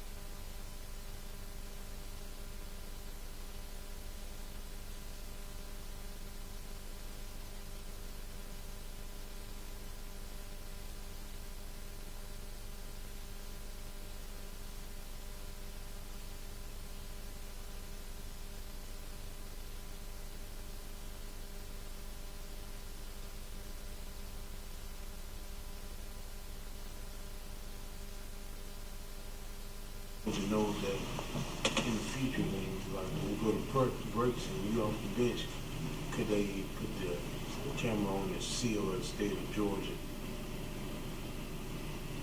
So I'm not recording that. Can you tell me what you're asking, Luke? I'm sorry. Yes, sorry. So I'm not recording while you're out of the room or until the proceedings are going on, but media in the broadcast room are doing live broadcasting. They requested just a shot of the seal of Georgia, and I wanted to see if that was okay or if I should turn off my camera. Sure, so you just need to capture that? Do you need, With those sound while no one's in the room. okay, do you need me, can you do it if I just step off the bench right now? No, what I'm saying is when we take a break, I stop recording the camera, so we're not recording anything. However, there is a feed to the media outside. What they requested if we can keep an image of the seal of Georgia while we're on break, so that they have something, so they don't go into dead end. Okay, and so, does either side have any objection to that? There's not gonna be any audio recording, but a video of the, that's fine, Judge, I don't have any problem with that. State Same, Your Honor, as Right. long as it's just video, I guess I imagine of the seal. of the seal. So So you can look at the image if you. I just want to make sure I don't accidentally walk under it. That would be under.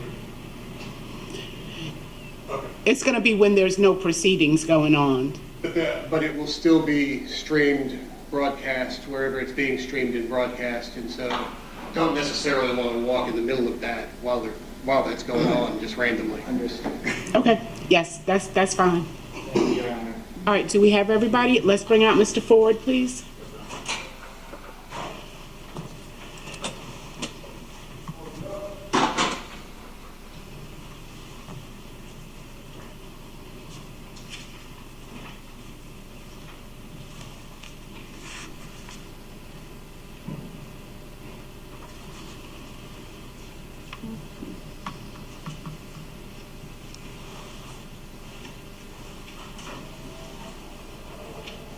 All right, let's get our jurors.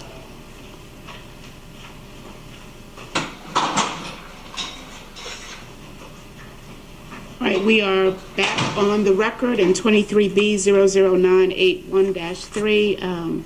Both attorneys for the state are present in court. Mr. Ford is present in court, seated next to his counsel, Mr. Lewis and Ms. Stimpson. And we will resume with the next state's witnesses as soon as the jury is assembled in the courtroom.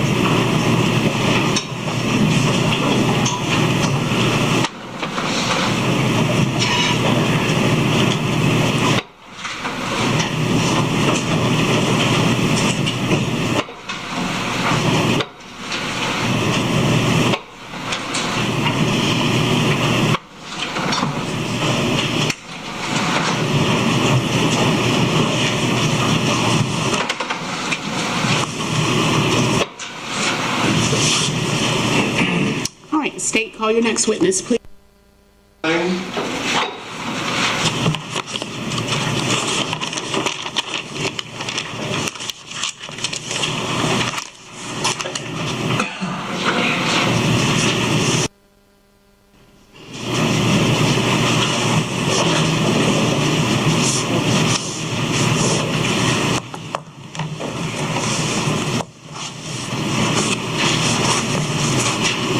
Ms. Lang, when you come around, watch, there's a couple of steps for me. When you're up there, get seated comfortably in the chair and pull yourself directly in front of the microphones for me, please.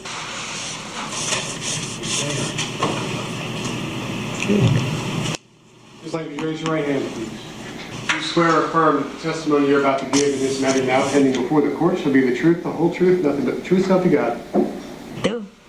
Make sure you say all your answers out loud and into the microphone so that everyone can hear us. Yes, sir. Please introduce yourself to the jury. My name is Tanya Lang. I am Tori Lang's grandmother and guardian. At any point, did Tori live with you? Yes. When did Tori live with you? Some years in elementary, some years in middle school, well, about a year or so in middle school, and some years in her high school. And what kind of person was Tori? She was a magnet. You were automatically drawn to her.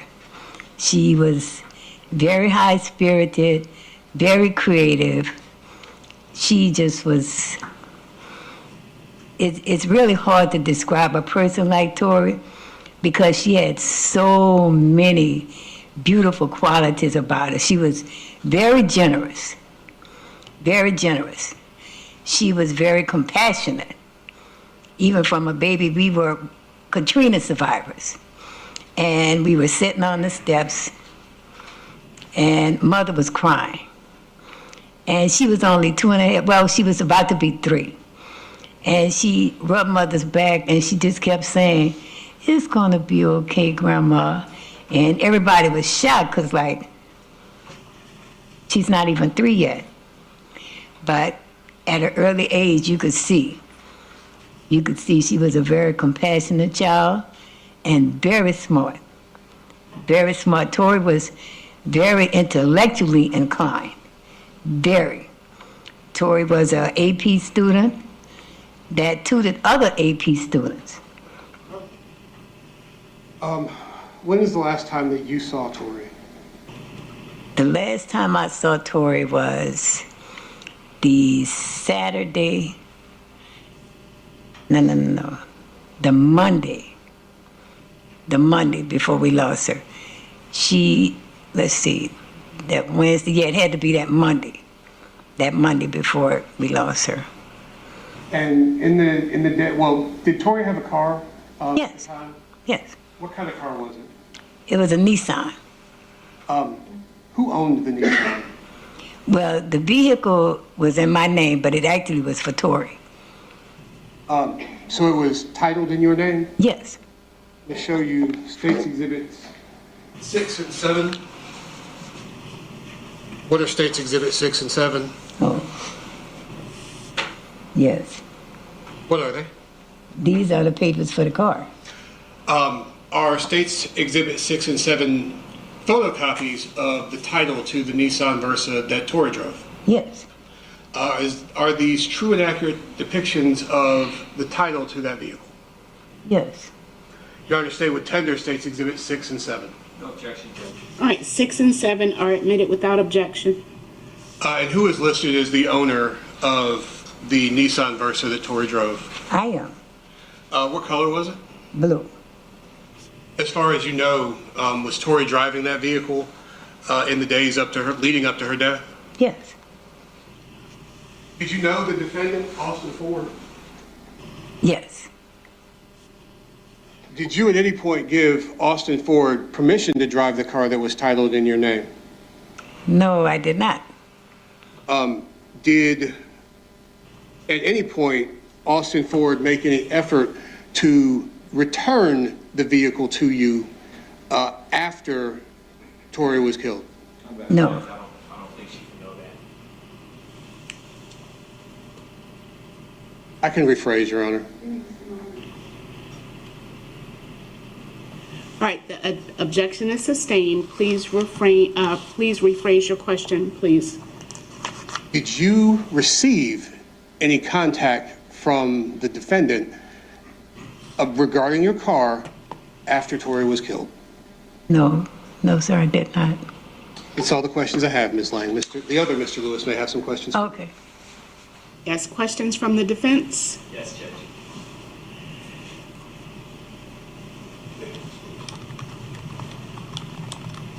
Ms. Lang. Good afternoon. Good afternoon. My name is Lawrence Lewis. I don't think we've ever spoken. Have we ever spoken before? No, we have not. Fantastic. If I ask you a question that you don't understand, it's probably me. Just let me know, and then I'll rephrase the question so that you and I are on the same page, okay? Okay. Fantastic. All right, let me start here. Are you Tori's maternal grandmother or paternal grandmother? Paternal. Paternal grandmother. So you're Tori's father's mother. Yes. Okay, got it. Tori graduated from high school in 2020, is that right? Yes, that's correct. Where did she attend high school? Stevenson High School. Stevenson. In DeKalb, right? Yes. During the time when Tori was in high school, where did you live? In Latonia on Phillips Place, where I am right now. Pretty close to Stevenson High School, is that right? Yes. All right, and where did Tori's mother live?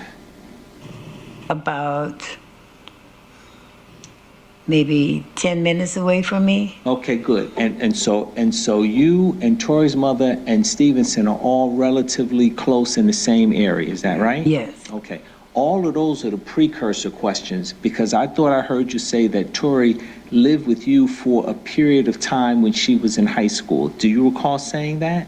Yes, I did. Okay. Did Tori sort of go back and forth between your house and her mom's house, or did she just sort of come with you for a fixed 2 or 3 months and then she went back to live at her mom's house?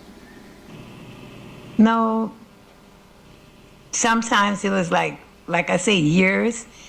Later on, like when she got older in high school, she may stay with me for a year, stay with them for a year, then stay with me for a year. Okay. Well, I mean, we weren't like next door neighbors, but we lived close enough to where she could do that. I got you. So let me take a step back. For the 4 years of high school, freshman, sophomore, junior, senior, did she live more with you or with her mother? 4 years, I would have to say her mother and father. Okay, good. And when she came to stay with you, was it because she wanted to spend time with you, or she needed a break from her own parents, or you needed her to care for you? When she came to stay with you, whether it was for a month or 6 months, generally what prompted her coming to stay with you? Well, she did take care of me. I give her that. Okay. But I think the main reason she came around because she and we had a bond. We had a bond, and we were like best buddies, I guess you might call it. Okay. You know, I mean, a grandmother is just another mother that you could get away with most stuff. You know, that's just, yeah.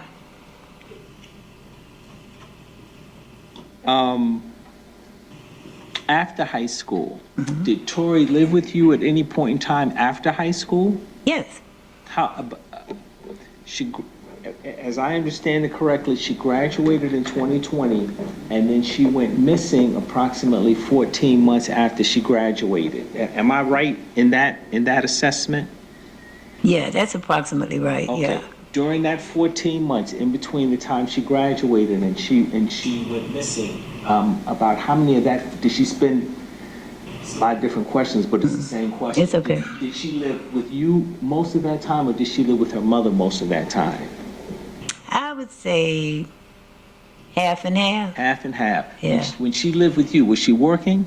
Yes, always working. Fantastic. What type of work do you recall her doing when she lived with you? Oh, God, she had so many jobs. She worked for DTLR, Downtown Locker Room. She worked for Zaxby's.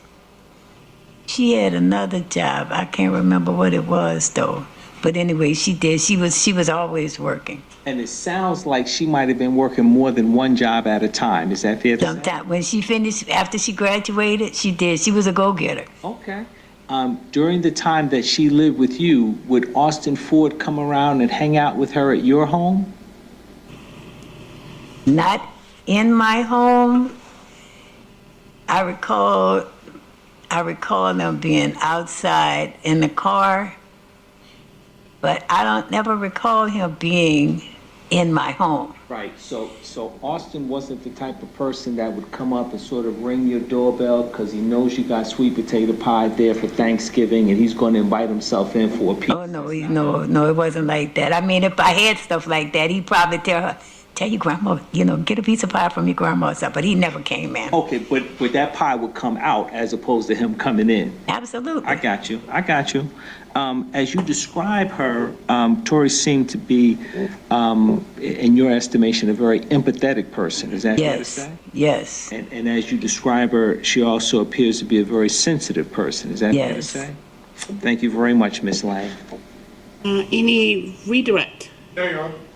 Right, and is Ms. Lang excused so that she can remain in the courtroom if she wishes? Yes, Your Honor. I don't have any objection to that, Judge. All right, thank you, Ms. Lang. Watch your step coming down, Thank and you, you're Your free to Honor. remain in the courtroom if you wish. Take your time.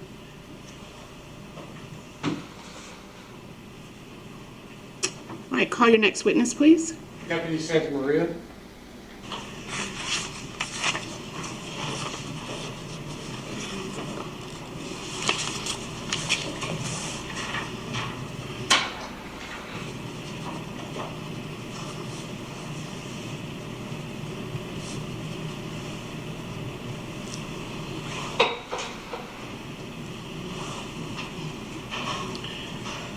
All right, sir, if you watch your step coming around for me, if you will get seated comfortably in the chair and pull yourself directly in front of the microphone for me, please. Raise your right hand, please. You swear or affirm the testimony you give in this matter now pending before the court to be the truth, the whole truth, nothing but the truth, help you God. I do. Please introduce yourself to the jury. My name is Jonathan Santa Maria. How are you employed? I'm employed currently with the Columbia County Sheriff's Office as a deputy. And are you a post-certified law enforcement officer? I am. In August of 2021, how were you employed? I was employed with the DeKalb County Police Department. What were your basic duties with the DeKalb County Police Department then, in 21? Anything reference to 911, emergency calls, anything in that exact matter, assisting the public, traffic violations, everything in that state of mind. Uniform patrol? Correct. So, uniform, gun belt, badge of office? Yes, sir. And did you drive a marked car? I did. On August 1st of 2021, was there something called to your attention in Nature Preserve in DeKalb County? Yes. What was the Nature Preserve? It was the Hidden Acres National Park located at 1032 Stevenson Road. And that's in fact in DeKalb County. Correct. It's near the Lithonia area. And what was it that was called to your attention there on August 1st, 2021? I was dispatched to what is referred to as an abandoned vehicle call, with the complainant being a park ranger with DeKalb County on scene calling in reference to it. Show you what's marked as State's Exhibit number 8, which I previously showed counsel. Oh, yes, there's no objection, Judge. Thank What you. is State's Exhibit number 8? That would be the exact car that I went out on at the national park. Is that a true and accurate depiction of the abandoned car you responded to August 1st, 2021? Correct. Your Honor, I tender State's Exhibit 8. All right, the defense has indicated they have no objection, so it's admitted without objection. Thank you, Your Honor.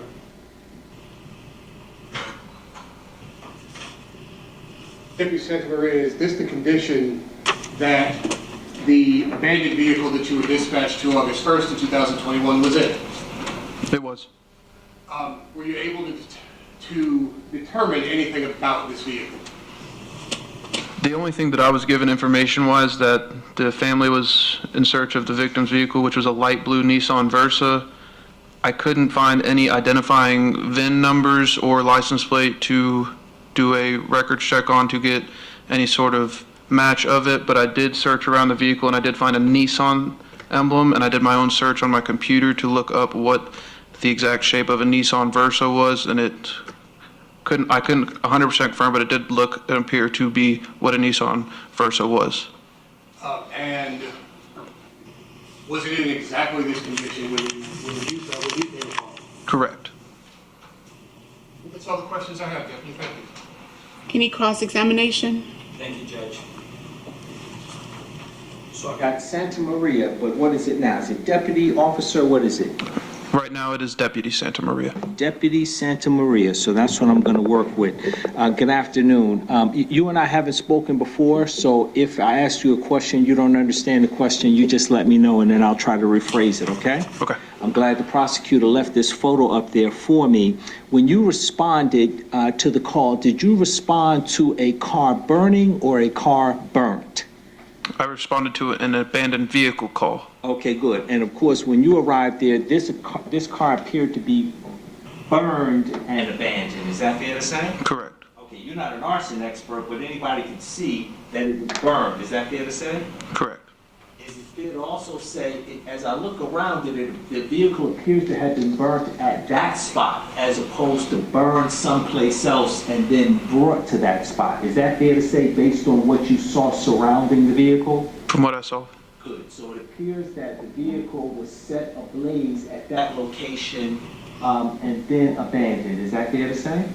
Correct. Was there any, did you check and see if there was any reports of anyone claiming to see anything burning? No. Okay, so we don't know when the vehicle was burned, but it appears the vehicle was burned and was burned at the location where you were called to investigate abandoned vehicle. Is that fair to say? Yes. And where you located this vehicle is about a half a mile away from Stevenson High School. Is that fair to say? Give or take. Then, the overall body shape appears to be the body shape of a Nissan Versa. Is that right? Yes. Does it have any body shape of any other type of vehicle? Could. Okay. Assuming it's a Nissan Versa for a moment, were you able to pull any VIN whatsoever off of it? No. Okay, so there's no VIN, no license, no identifying marks to say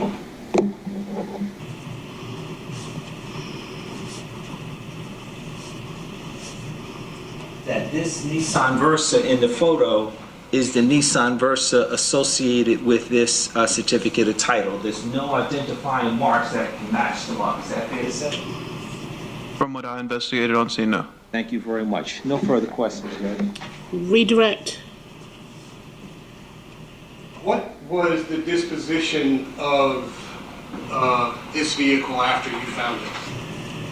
While I was on scene, I made contact with the Gwinnett County Police Department. I made contact with the Sergeant Johnson, him and a few other officers arrived on scene. Based on their depiction, they ended up towing it away to their yard for further investigation on their part. And as far as looking for a VIN, did you conduct a complete and total search for a VIN, or did you just look in a couple places where you thought a VIN might be? I looked in a couple places where a VIN would be located on the exterior of the vehicle. I did not go interior. Thank you, Deputy. That's all I have. Recross. Very briefly, the person that appears in the picture, is that Gwinnett County? From what I could tell, I believe that is Gwinnett County. correct. That is not a DeKalb County police officer. That would be a Gwinnett County police officer. Just based on the uniform? Correct. Thank you very much. Thank you, Judge. Redirect. None, Your Honor. All right. And then Deputy Santa Maria, you are excused from any further appearance. Yes, ma'am. Thank you. You can step down.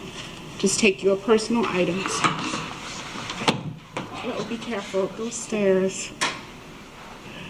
All right, please call your next witness. Investigator Stribling.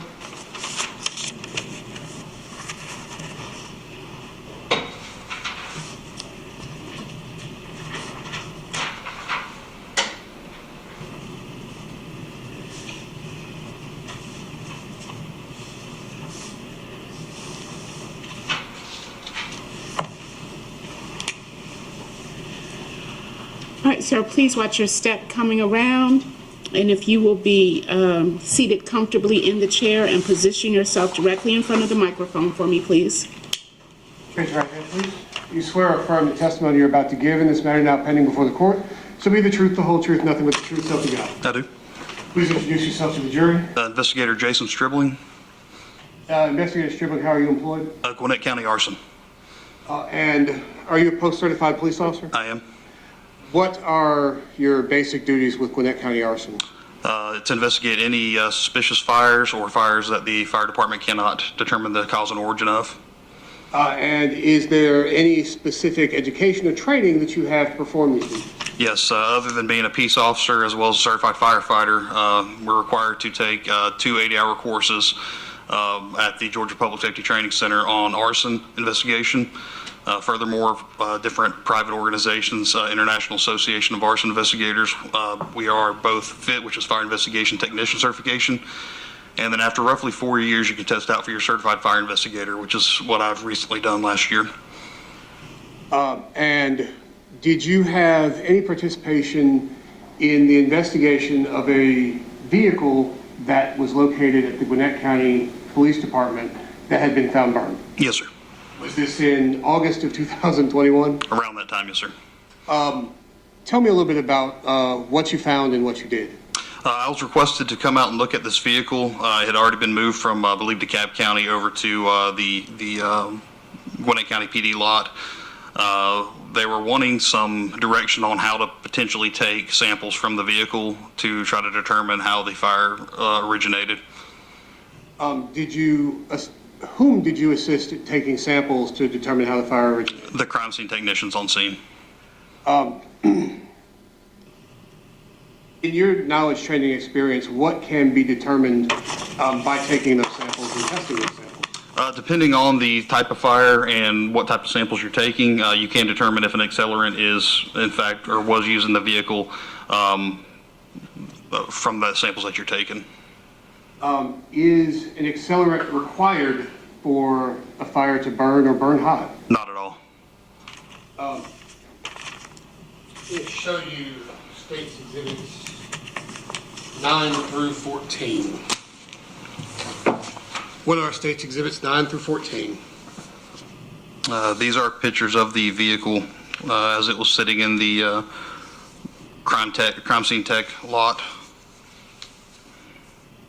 Are those photos of both the interior and exterior? Yes, sir. Are they true and accurate depictions of the vehicle that you observed on August 1st, 2021 or thereabout? Yes, sir. Your Honor, State would tender State's Exhibits 9 through 14. No objection. All right, States 9 through 14 are all admitted without objection.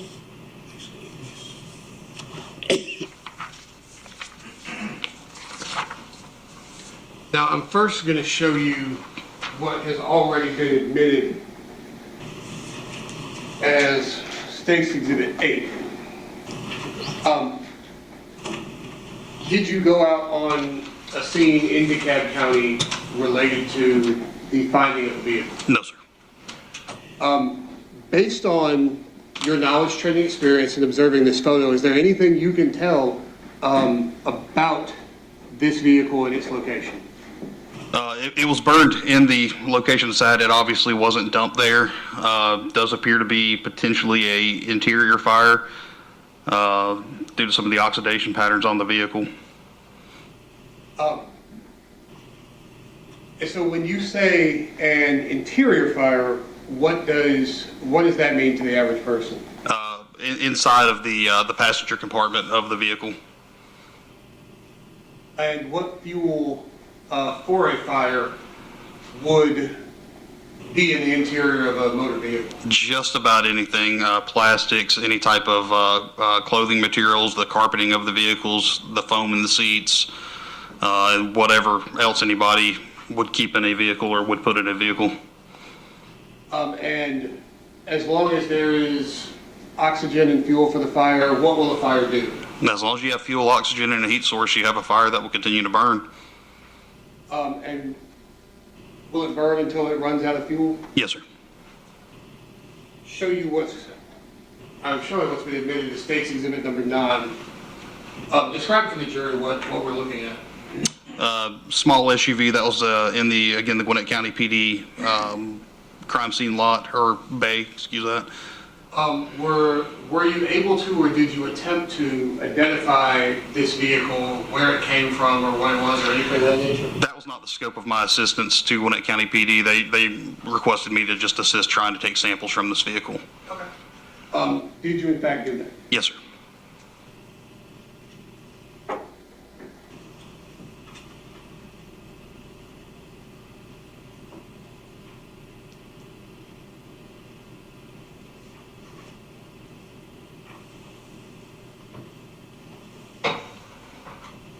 And this is State's Exhibit number 10. Is this just another angle of the same vehicle? Yes, sir. Driver's side front. I'm going to move on, maybe.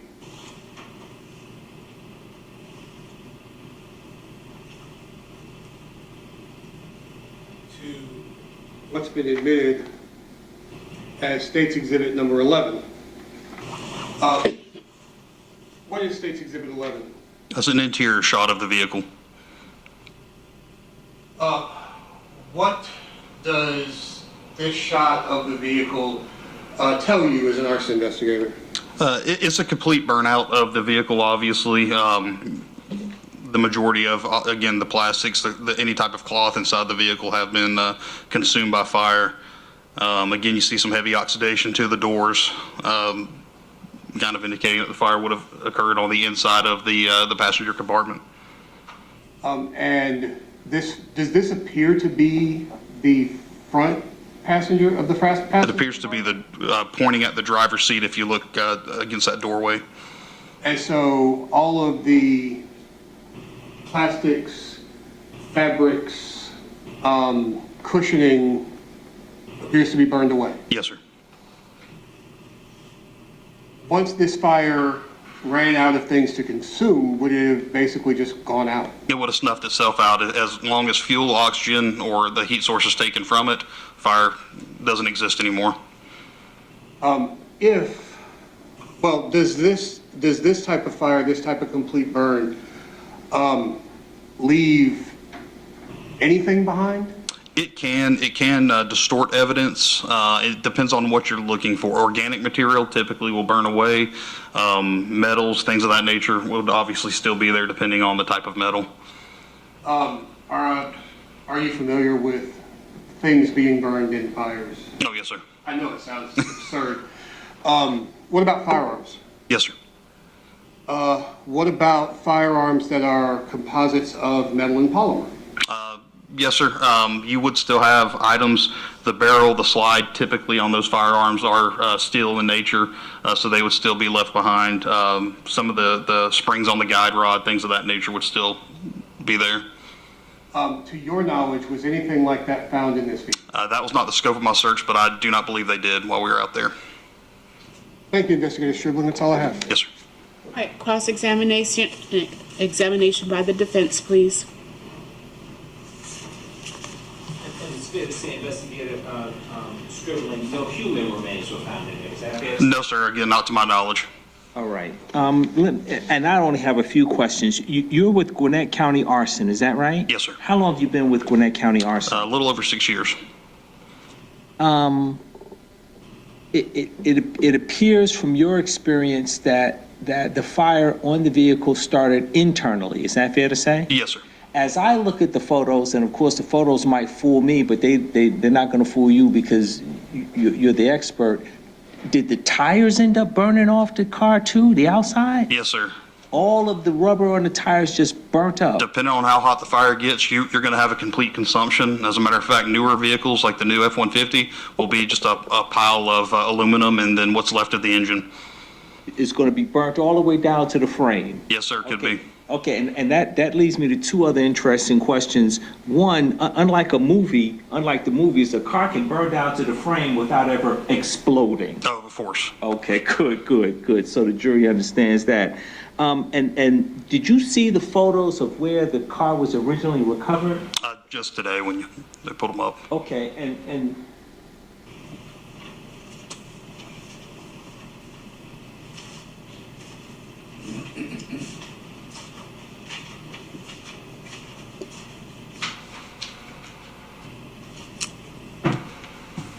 yes, here we go. State's Exhibit number 8. When you look at State's Exhibit number 8, and I didn't understand it, I didn't understand how a car could burn so hot to burn all the way down to the frame, but not catch any of the underbrush or the trees or anything. You see, It in fact did in some of that area. You can see where it did start a brush fire. Not knowing what the weather conditions were at the time out there, wildfires, and depending on the foliage in the area, again, everybody burns leaves and things of that nature during the summertime, and they will stop if it is wet enough. That material can stop. fantastic. So the car could have burned hot enough to burn up completely, but not necessarily catch the trees near the car on fire. Is that right? Okay, I got it. That sort of depends on how much rain you've gotten and other weather conditions. All the environmental conditions, yes, sir.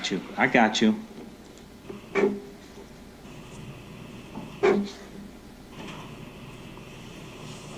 You were asked to take some samples, is that right? Yes, sir. Okay, and when you took those samples, is it fair to say that you couldn't tell if an accelerant was used or not? I do not know what the outcome was. We have the equipment to take samples for fire scenes, whereas the crime scene techs did not for GCPD. Okay. So we provided the equipment, helped them take the samples, and told them the vendor that we utilized for our testing.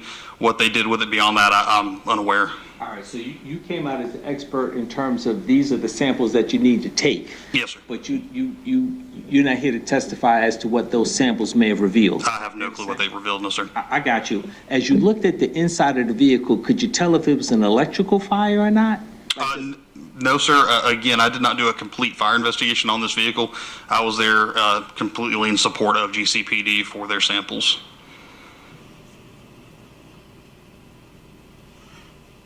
Have you investigated a car fire where there's been an electrical fire inside the car? Does that electrical fire burn hot enough to burn up the entire inside contents of the vehicle?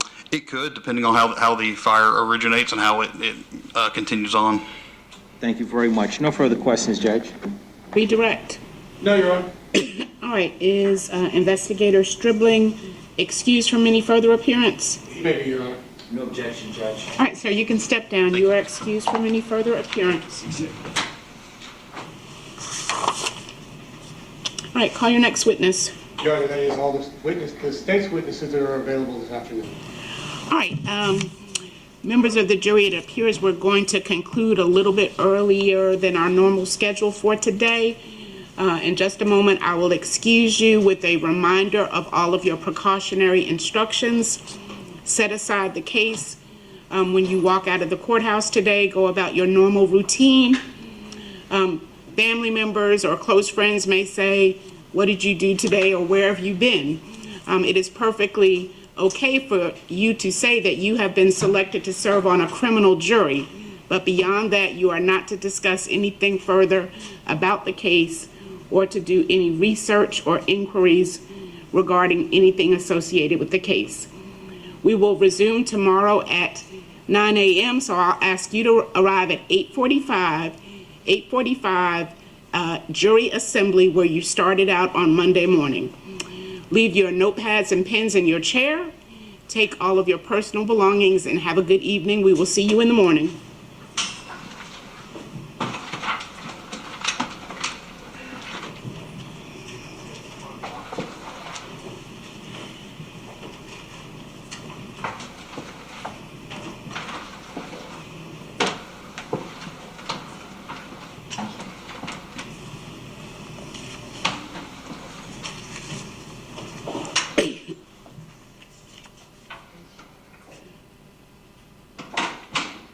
Are there any anticipated motions or evidentiary issues that the court needs to address since we are finishing up a little bit early today so we don't disrupt the schedule tomorrow?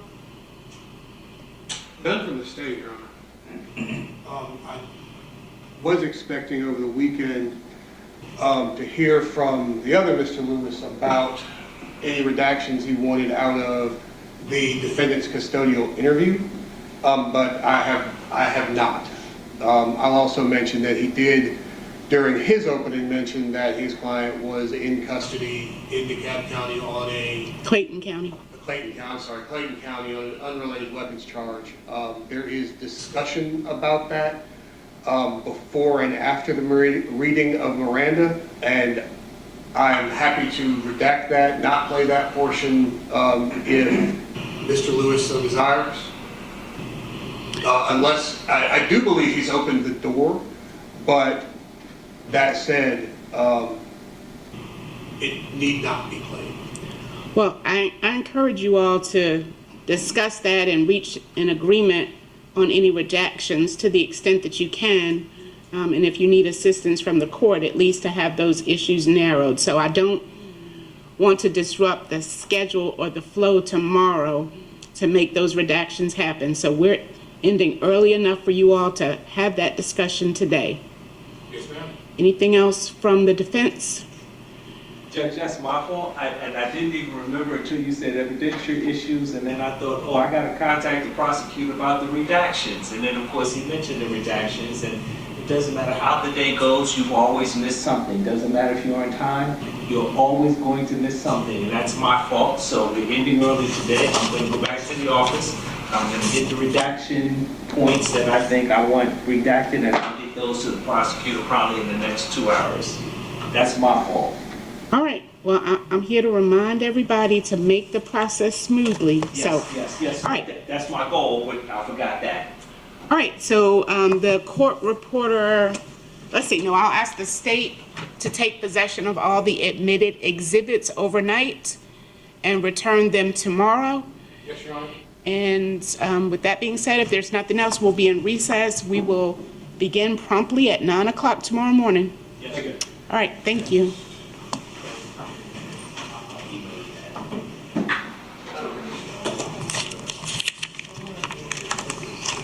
And if I could have the click share as well before you leave. I stand pleased with the quick share, Your Honor.